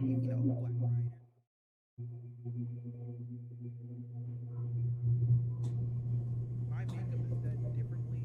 My lighting is done differently. Like he needs to fight for those things. I just don't see him. And if I'm being honest, I don't think Anthony Mackie wants to be Captain America. I don't think he wants to be there. So like, this is just like, I don't know. I don't know if I can believe him at his take on Marvel right now. Yeah. If that makes sense. How do you feel about like there only being like black people hired for Black Panther, which is a wild thing to say. Say it again. How do I feel about what? About there only being like black people hired for Black Panther. It makes it's crazy. Like he called it out like when it was happening. So it was like. In other situations, people be like, "Ooh, damn, man, he's gonna probably get fired for calling that out," but he didn't. And I think he's smart. He's smart enough to know what he can call out in certain ways. Because sometimes it's not about what you say; it's how you say it and when you say it. So it's like he's smart enough to know how and when to say it. To the point where Disney would look bad if they retaliated. So it's like, right. I give him that. He's smart enough to know when to, do that deep cut, get in, get out. Like say what you want about Mackie and the movies and whatnot, but on the interview side of it, on the behind the camera, he knows exactly when to do what needs to be done without being and if there's retaliation against him on it, he'll be able to then have the court of public opinion on his side to be like, oh no, y'all messed that, that's fucked up. Y'all are doing that because Anthony called y'all out. So yeah. So I think he's smart on how he's at least navigating at least that. Let's see, moving on real quick. August 2020. We're getting into the pandemic era now. Retiring T'Challa's post-credit Boseman. The incident following the tragic passing of Chadwick Boseman, Marvel made the permanent decision not to recast the role of T'Challa for the main timeline. The backlash. This sparked the trending Recast T'Challa movement. Hashtag Recast T'Challa movement. A massive faction of the fan base argued that permanently retiring Marvel's premier black male lead rather than letting another actor carry on the mantle disrespected the character's global cultural impact and stripped black children of a vital hero. And I'm going to have to agree with that because I was always a part of the recast movement because the story was written and it's been done before. Heath Ledger died. A lot. Then the next movie that he was supposed to be a part of, a bunch of his friends played that character and brought and finished his unfinished work. When what's the name from the Fast and Furious movies when he died? When Paul Walker died. I mean, he was also a producer of the Fast and Furious films. I'm like, if you would ask Paul Walker, if you die, do you want Fast and Furious to just stop? If he would say no, because he knew that it wasn't just about him, and it wasn't about the other lead actors. It was also about the crew, the key grips, and all the catering. It was about everybody. So no, recast and keep the story going, because it's an honorable thing. It's been done before. There's been hell when Carrie Fisher died. They said that Meryl Streep and her were best friends, and in another film I think they played each other in a joking way before. They should have just let Princess Leia continue with Meryl Streep. Like it's they during BLM and All Lives Matters and all these movements. Hollywood, they got so afraid that they would get canceled for this thing that they weren't thinking about the longer picture that they got scared. And they thought, honestly, I believe that Disney thought that if they would have recast T'Challa, that they would have been canceled and everything would have tanked. But I don't know. It would not no. I think that they should have just recast, because when I watched Black Panther 2, I could tell while I was watching the movie that things that Shuri was doing and she was saying in certain scenes, I was like, T'Challa would have been doing this and saying this, and Shuri would have just been a kidnap victim over there at the water people and stuff like that, and then T'Challa would have been negotiating and trying to rescue. I was like, a lot of these scenes that Shuri's doing, this was written for Chadwick Boseman. And it was jarring to me, but that's just me. But I don't know. I'm sorry. I've been on Black Panther for a long time. What do you think, bro? No, I think I agree with you. I think they should have recast it. They definitely should have recast it, or put M'Baku in that situation. Or, I mean, realistically, they could have brought, because by that time we had already seen this weird ultimate version of Killmonger in the animated show. That they could have brought Killmonger back if they did not want to recast, because although he said to throw his body in the ocean, who's not to say that like T'Challa felt so bad about the card his cousin was dealt that he didn't do it. He didn't do it. Like he wanted to give him a fresh start, and like he would have been like in a back tube somewhere. You know what I mean? Like, even you're right. Even that, I think that even though that would have been a big risk, because a lot of people thought like that redemption arc of Killmonger would have been too much. I still think that would have been better than what they tried to do. No disrespect to Shuri, the girl, the actress that plays her, and I mean, even though she has her own controversies, but still, right?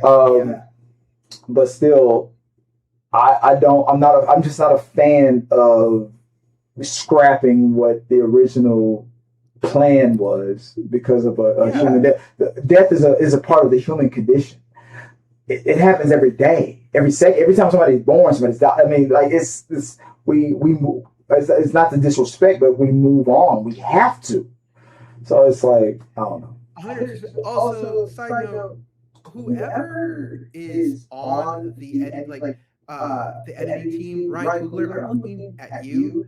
I do not know why you guys don't get like the Fugees or somebody, or even the original band, to cover the Black Parade for Black Panther 2. Missed opportunity. Yeah. Missed opportunity. Because that song's all about moving on from death. So I think that would fit, right? But yeah, I agree. They really should have like recasted. But I can't tell you like what the thinking was to say like. Hey, I think they were just scared. I think at the time they thought that they would get more heat by recasting versus not recasting. I mean, they came up with a clever way. T'Challa Jr., they can still technically then continue on with what they were going to do with T'Challa, and they'll say this is technically this is T'Challa Jr. But they're never going to say Jr. They know that. They know that in this third Black Panther movie, they're going to say T'Challa, and he's going to do all the things that Chadwick was going to do. They're never going to say Jr. They know that. They just found a way of recasting without recasting in a way. They found it. Well, you know what? And it's really weird too. Okay, so like I would say this, like I want to make sure everybody understands this when I say this. Like, hey, I'm not saying that like Shuri does not deserve to be Black Panther. I'm not saying this should not be Black Panther. What I'm saying is it happened too fast, too soon. Yeah, exactly. At least finish the story that they had for T'Challa first, and then give it to Shuri. That I was okay with. And that's probably what was going to happen anyway. Even if Chadwick never passed. We know it happens. Like, in the comic books. Let's get there. 100%. Like, I'm not saying like no, she should never be. That's not what we're too fast. That's not what we're thinking. It just happened too fast. Yeah. But I will say this: I don't know how they're going to introduce T'Challa Jr. But if they do the thing where they age him up, they paint themselves in the biggest hole. Because like hot take, not even hot take. I don't think David Johnson is going to be playing 616 T'Challa Jr. I think he'll be coming from another universe. Yeah, 100% from another universe. He'll be an already veteran established T'Challa from another universe, and then he'll be stuck or merged into the 616. Correct. And I think, and I don't know if this is going to happen, but I think it would be beautiful if it did happen, because Denzel Washington paid for Chadwick Boseman's college, right? And we know that Denzel said he's only doing the limited films, and one of the films he's doing is Black Panther 3. Yeah. Is if he plays that T'Challa Jr.'s father. So basically, if Chadwick never passed, like so he's like, you think that Denzel is playing an older version of Chadwick Boseman. Correct. Like if he's the T'Challa did not pass, I think that would be so sweet because he paid for his college and they had that moment.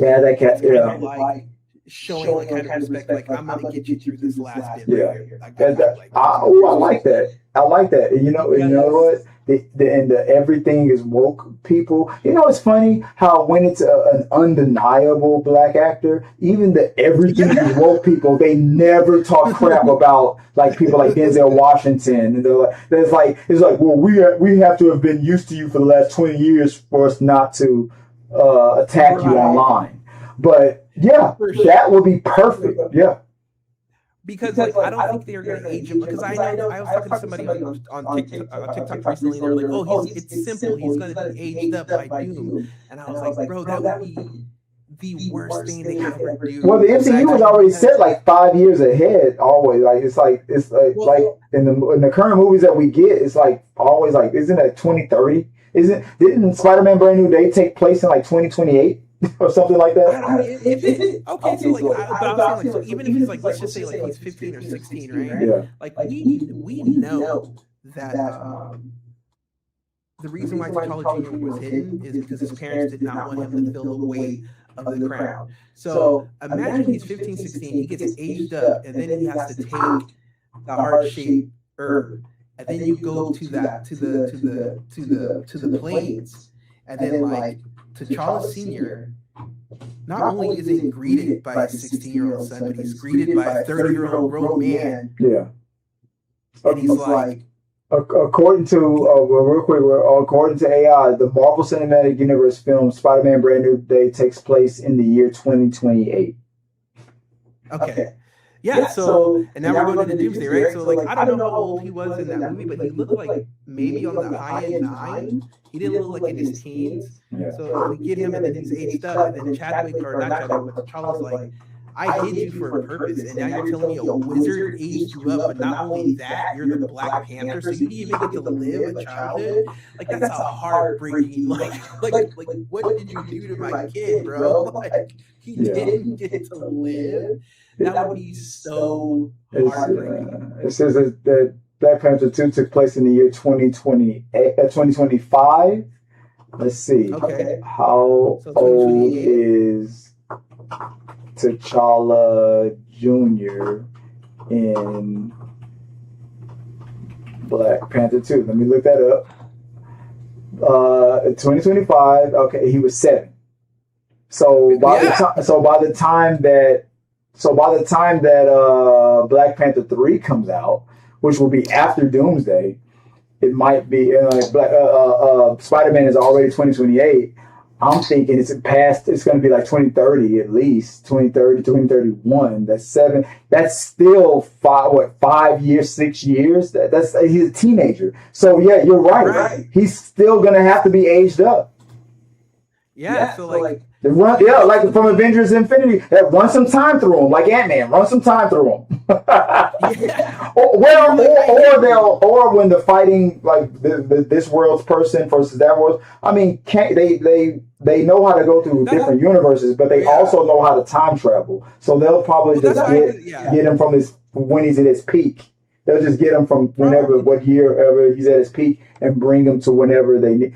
I mean. That explains that. That's why I said it, like it would be easier. That's why I said it would be easier if it just came from like a different universe, like a different universe and future. Yeah. So that's probably how they're gonna explain it. But that makes I know what you're saying. Let's see the next one. Moving on to 2021. Let's see. The next thing was the sideline of Monica Rambeau in WandaVision. The incident.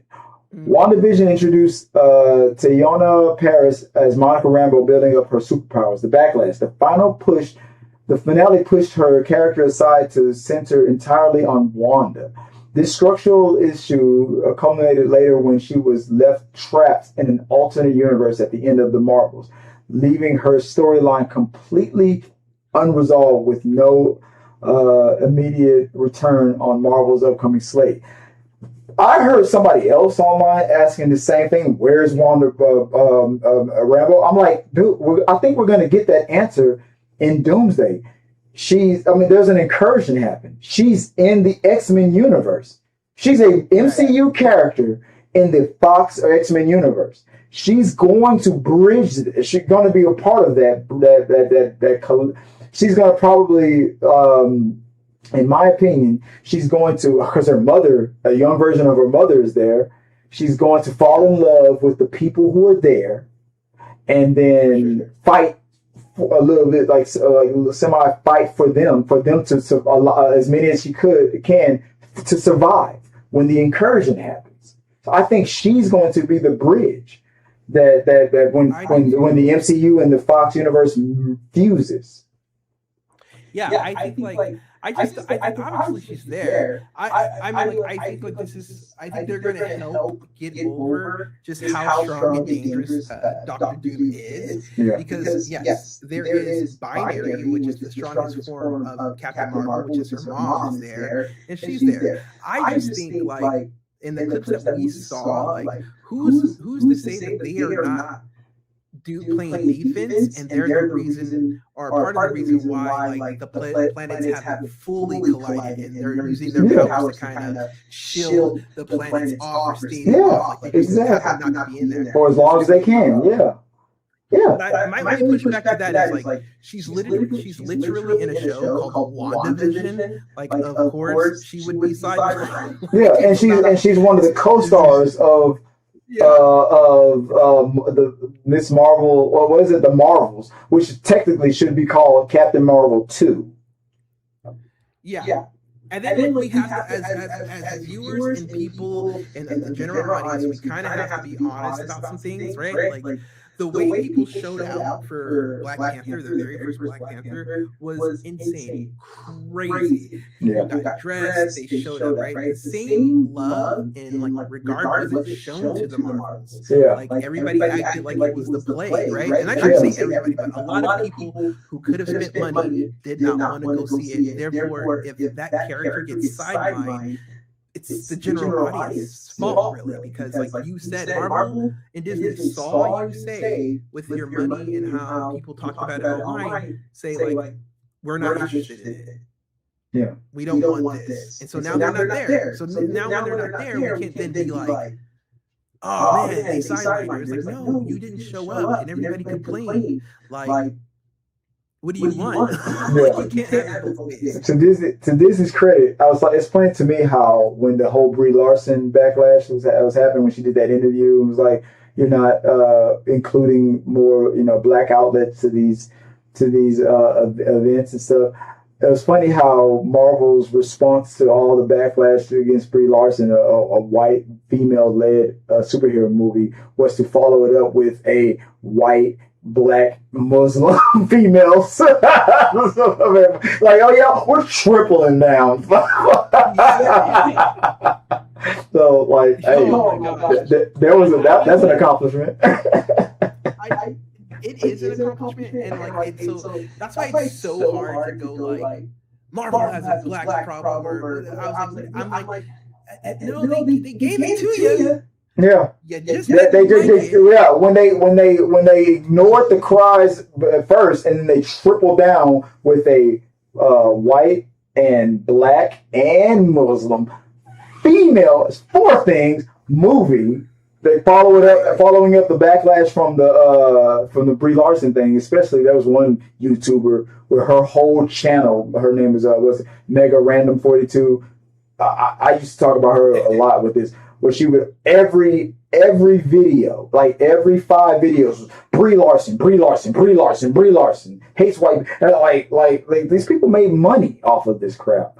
So but Marvel tripled down. They tripled down, and then when it didn't work in their opinion, and then they backed off. But to their credit, they tripled down or they doubled down, and then they backed off. So, but at least they took a swing. Right. And I'll add to that before we move on too. Is that like, so there are like so many people who are like, now that we're going to Doom, like who's doing this and who's doing that. Like if Monica Rambeau and her mom aren't there, I wouldn't be surprised, because like Binary is a crazy strong character. Yeah. And so is Monica Rambeau.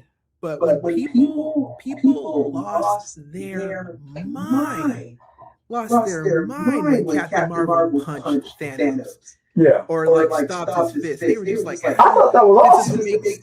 I thought it was awesome too, but people lost their mind. So could you imagine what would happen if? And then Thanos had to cheat. He had to focus on the Power Stone, grab it real quick, and like get this bitch off me. People lost their minds about that. So can you imagine what would happen if Binary came down and punched Doom and Doom fell? People would be like, "Oh, yeah, you're right. Oh, he stops the white guy with 2 fingers, but then the black woman is like, yeah, you're right. Yeah. You know what I'm saying? Like, but it's like she is that, bro. Like, what yeah. do you mean? Like, what are you complaining about right now? Yeah, because what do you mean? Yeah, no, as a kid, as a kid. So. Oh my god. But yeah, no, I agree. Let's see, moving on real quick. The next one, to the 2023 Hulu tax purge of Runaways and Cloak and Dagger. The incident. Disney completely purged Marvel's Runaways and Cloak and Dagger from its streaming platforms worldwide as part of a massive corporate tax write-off.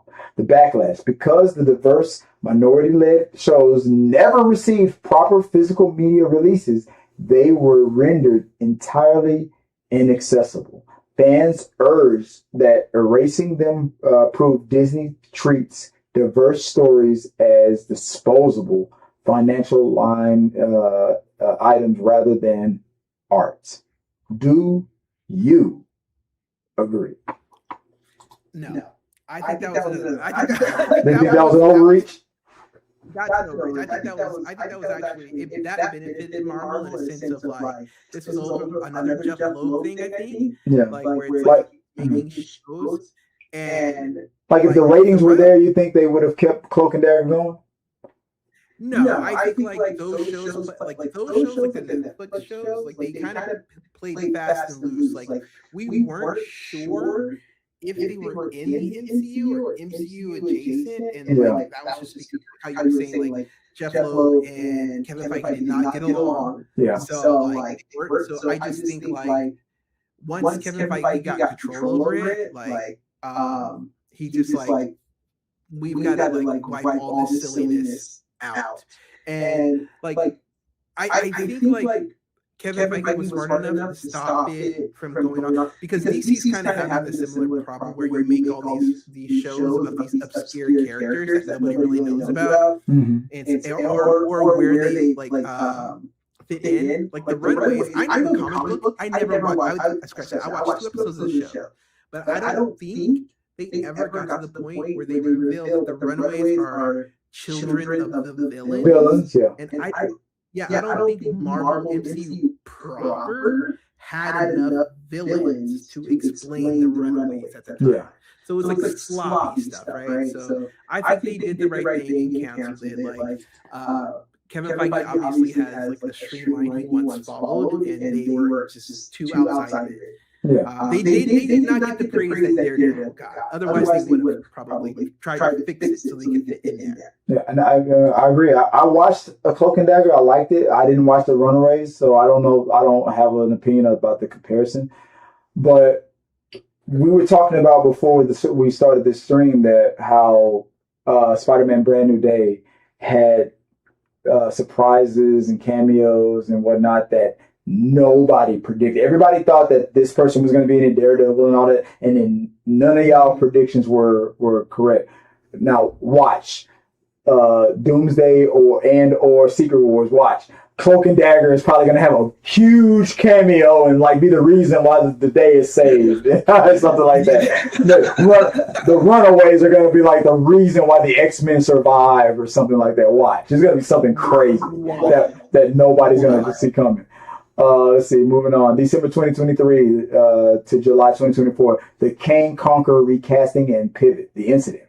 Following Jonathan Majors' high-profile arrest and subsequent conviction for reckless assault and harassment, Marvel immediately fired the actor. Majors had been positioned as the ultimate villain of the multiverse saga, the Backlash. While fans universally understood the firing, controversy erupted when Marvel chose to completely abandon the character Kang and retitle Avengers Kang Dynasty to Avengers Doomsday, bringing back Robert Downey Jr. as Dr. Doom. A large contingent of fans arguing that when white actors like Ezra Miller faces severe legal issues. Studios worked to keep their characters alive, but when a black actor stumbles, Marvel chose to completely erase the studio's most prominent black villain and pivot back to a legacy white star. This I 100% agree with, because like channels like the camp, like I promised that I wouldn't talk about it like that this much on the channel a lot, because I feel like it's hurt me, but I'm just gonna call it as I see it. Channels like the John Campea show would constantly say things like Ezra Miller is doing this and Ezra Miller's doing that, and this is bad, and he's threatening these people, and he's throwing chairs at people, but I wish him well. But when Jonathan, they would constantly say that. They would always end the sentence with, I wish him well. Yeah. But when Jonathan Majors and people like Jonathan Majors went through their issues, it was like, well, to his credit, Campea did lay it out legally. The thing that did Jonathan Majors in, and this is what I agree with, is that his lawyers did him dirty. They went with the 100% innocent defense. And the other side was able to prove, like when he was trying to get away from his ex-girlfriend, and he was like, he picked her up and he put her into the cab to get her away from him after she was going, doing crazy stuff, and got away from her. They were able to say that, well, when you picked her up and put her in the cab, she hurt her hand when you forcefully put her in the cab. So that action caused harm to her because she injured her hand. So when you say I'm innocent of ever causing her any physical harm, technically that's not true. And that was one of the reasons why he was convicted. He went with the 100% innocent route, and they were able to prove, no, a thing you did cause her harm, and that's what ultimately did him in. And but for Marvel to use that as the thing to fire him over, compared to you starting your whole universe on a man who had like cocaine addictions, breaking into people's houses and going to bed in their bedroom and falling asleep and waking up and like, oh my God, this isn't even my house. Like, and then killing his character and then bringing him back as Dr. Doom. Like, but you can't give Jonathan Majors a second chance? I can go on for this. As you can tell, this is something I'll probably go on for another 2 hours on. But what do you think? So I think you're right, but I'm also going to tack on that like Jonathan Majors was definitely Terrence Howard. And he was don't you Howard me. Yeah, he was definitely Howard because during his like okay, because we have to think like he got tacked on to play like He Who Remains. Yeah, but I don't think they knew that Jonathan Majors was going to become Jonathan Majors, and they saw an opportunity to get out before he got to that point. Yeah, meaning all this started happening during like Creed 3 and Magazine Dreams and like I think, which I still haven't seen. Have you seen Magazine Dreams? Because I still haven't seen it and I want to see it. Yeah. It's really good, man. It's definitely a really good take on like just like the oddball and then what addiction outside of drugs could look like when it's something like working out and trying to like pursue a dream. Yeah, it's really good. But I think he got Terrence Howard in a way to where like his trajectory was like obviously heading towards like an Oscar at some point. Yeah. And I think they were like, listen, there's so much video evidence out there that if we kept him, like we can beat this thing. Like we're gonna get a little bit of shit, but there's so much video evidence that we can keep him as Kang. However, much like Terrence Howard, his price is going to go out of his control up. Also, I don't think they wanted another Killmonger where Michael B. Jordan is also an attractive black man. Jonathan Majors is an attractive black man. So people gravitated to Killmonger when they weren't supposed to. And I don't think they wanted that to happen again when people gravitated. I see what you're saying. Because people are still gravitating to Kang right now. People are like, they shouldn't just kept him. And so I think Disney was just like, look, this guy is clearly about to shoot off to the moon. Let's cut it off now. Let's just cut our losses before he starts asking for back points. Yeah. And he got Howard. Yeah, you're right. I see what you're saying. I think he got Howard before it was like it got crazy. Because honestly, if they kept him, they could have like beat all the other. And people were like, "Oh, you kept this guy, you did this terrible thing," and it's like, well, the footage is out there. You can see him put the young woman in the car and him run away. Like. I mean, like, if you think that's counselable, that's on you, that's a you thing, but like, we are just, she just so happened to get her hand hurt from being gently put into the car. You can see the footage yourself. We're not making this up. He was like, yeah, I was in Iron Man, and now I was He Who Remains Man. Let me tell you something right now. If they recast Jonathan Majors as Terrence Howard, I'm Kang, man. Yeah, I would be like, respect. Oh my God, he who remained. I am he who remained. And I would buy the t-shirt. That would be hilarious. Like that suit, that helmet opens up, and I am he who remained. But no, that would be fun. But dude flies down and cancels a game. He's killing them, and then the mask opens up, and he's like, "Hey man, you doing too much, man. All this science and magic, man. You need to stick with it's either magic or it's science. Which is it? Pick a lane, man." Dude, you should just start a hotline as Terrence Howard, bro. You would get so much money. Dude, I honestly think that Kang Dynasty probably always included Doctor Doom, but I think Doctor Doom was going to be the B villain or the B storyline, and Kang was going to be the main storyline. But when they decided to fire Jonathan Majors, they just flipped it.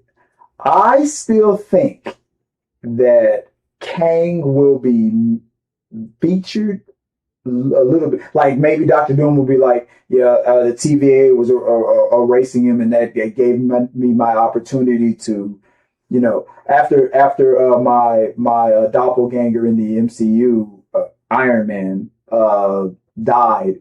That I honestly think that this is going to prove to be that one theory that when Tony Stark invented time travel, he saw all this. He saw who he really was and what he really was, a variant of Doctor Doom. And this all has to go into place for the incursion to bring him back as another version of himself and bring Doctor Doom, his real self, into the MCU.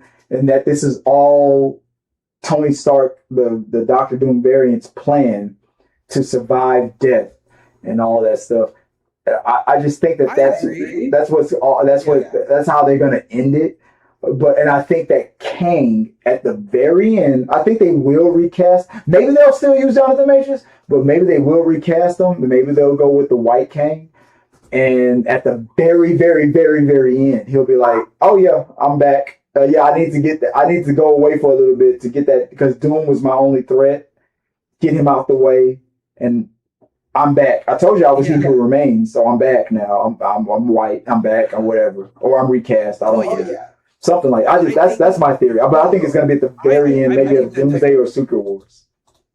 I believe that too. I think like Doctor Doom was always like going to be a B plot. Like I'm always quoting Randy from Scream 3, so I think we would have gotten 3 films. The Past Returns. Yeah, where he's just like, the third film always reveals something that like we always thought was true, but never was. Like we learned something that's good. So I feel like we would have got 3 films with Kang, and in the third one, he would have revealed like, oh, you guys thought I was doing this for me. No, you understand. In every other universe, your Tony Stark is Doom. And if he becomes Doom, it's an issue. And then I think we would have gotten Doom, which would have led like maybe to another like full circle moment where they were like, "There's nothing, we don't know how to defeat this guy. Doom, what do we do?" And Loki's like, "I know a guy, but we gotta stop a female version of me from killing him." Yeah. In order to stop Doom. Yeah. But yeah, I do think like Doom and King would have been like a revolving circle, like you said. So I definitely agree with you on that one. But I just think like they definitely have Jonathan Majors for sure. Yeah, he definitely got Howard. Let's see, coming to the end of it. March 2024 to the present, the X-Men 97 and Blade workplace fallout, the incidents. Days before X-Men 97 premiered, head writer and showrunner Bo DeMaio was abruptly fired by Marvel. The escalation. DeMaio claimed he was stripped of credit for season 2 and alleged that working for Marvel was not a safe place. He claimed he was treated like a DEI hire and experienced a toxic vibe that intensified after he was brought into rewrite scripts for Mahershala Ali's stalled Blade movie. The backlash. Marvel strongly denied this claim, stating DeMaio was terminated following an internal investigation that revealed erogenous sexual misconduct. DeMaio sequentially sued the studio, leaving fans highly divided over how Marvel handled its prominent queer black creator behind the scenes. The whole issue with X-Men 97 and all that sort. Now, are you familiar with it? What were your thoughts on it? Yeah. No, I felt like again, you know what? Like I do think like I don't know what the Miles thing was. I think he had like an OnlyFans that kind of nothing. I mean, I heard I guess he did. There was like some sort of sexual harassment thing. But like I heard that too. But you're not going to convince me that before Marvel hired him that they didn't, unless he made it after he was hired. You're not going to convince me that they didn't know about it before then. Yeah, I think they did know about it. And like obviously they trusted him enough to like say, hey, we want you to go do some rewrites for Blade. Yeah. And honestly, like their vision of Blade was all wrong to begin with. And we're lucky that it didn't work out because like man, and you know what? That's probably what got DeMaio fired because he's probably like, what are you guys doing? Like I know like Kevin Feige is saying like, oh, I didn't want to create a Blade that just had like swords and a trench coat, and everybody's like, that's exactly what Blade needs to be. Like, what are you talking about? Like what? Did you not watch Wesley Snipes? And it was going to be more of a period piece, right? Because he said all the costumes went over the sinners. Well, like, listen, the last thing I want to see is a Blade taking place in the 30s, where not only is he black but a vampire, so he has to deal with vampires, but he also has to deal with being called boy. Like, that's not what I signed up for. That's not the Blade I want to see. I don't know why they want to do lynchings and drainings. Like, it worked for Sinners, cool, but I don't need that. Yeah, but it does make sense for Blade, yeah. Yeah, it does. So I'm glad that it didn't work out. But I also think that during this time, Disney got cold feet about their black movies because all of the diversity films and TV shows were so banned. Like, and I know a lot of people like basically swatted these movies. Like, right? They made it seem like these movies and TV shows were so horrible. So we're going like Captain Marvel, The Marvels, Kamala Khan, Ironheart, and like they pooped on all these movies so that when it came to Blade and Blade specifically, not X-Men, but at least Blade, I can see old rich white people going, hey, should we really make this movie? Yeah. Like every time we do something with a person of color or women-led, like these motherfuckers don't like it. Like, yeah, do you know who the president is now? This is just They're gonna they're not the majority, but they're louder than Yeah. So I just think they got cold feet towards the end. And then, we can't like forget Eternals, right? Because that was like the first cast, female led, at the first interracial gay marriage, a deaf character, But come on, one of the best speedsters displayed on screen that I've ever seen. All of that. I think the first MCU sex scene, was it? The first and last had a openly gay male characters in it. Yeah. So I think all of that I think led to like them like canceling. Oh my gosh! And then on top of that, they got Secret Wars coming up, which is just like I think that, and then they're just like, hey, like how much of this stuff is really going to stick around, Yeah. Oh yeah, I'm gonna have to reset the Streamlabs down. There's as many hours we gone overtime, but the Streamlabs is just not giving the warning. I guess what should I do? Should I send you a re-invite real quick so we can finish out the last few things, or do you want me to power through in 2 minutes?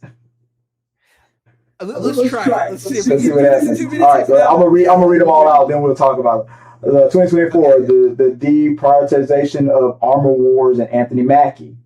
Don Cheadle's Armor Wars Limbo, initially announced as the Disney Plus series, the project shifted to a theatrical film before stalling completely. Fans viewed ongoing delays of Cheadle's first solo spotlight. October 2024, the cancellation of Moon Girl and Devil Dinosaur. June 25, Ironheart critiques and release.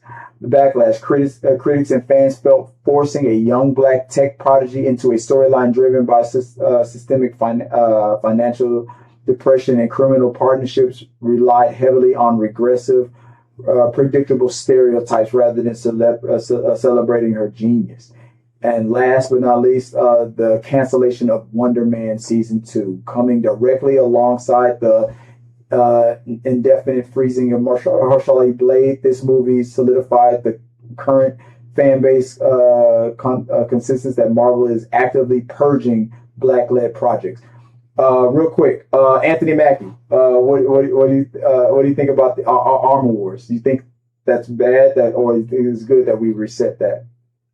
No, I think it's good to reset that. And like I said before, I never thought like Anthony Mackie or the guy who plays Rhodey, Terrence Howard. Terrence Howard. The guy who replaced him. Not Terrence Howard, the guy who replaced him. Like they're not leading guys. They're not leading men. Don Cheadle. So in fact, out of all the 55 movies that Don Cheadle has done, he's only been the lead in 6. Yeah. So they're just not leading guys. So I never really believed the fact that we were going to get Armor Wars. I would have been shocked, much like I was shocked that we got. It was better for a team.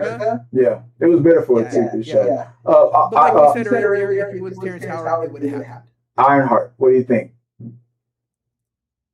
I think I think it did good, but again, I think they got cold feet because people complained about it, but also they're able to erase it because we're doing Secret Wars. Yeah, true. Technically, she should have a big place in Doomsday or Secret Wars, considering that she is now an agent of Mephisto and is basic.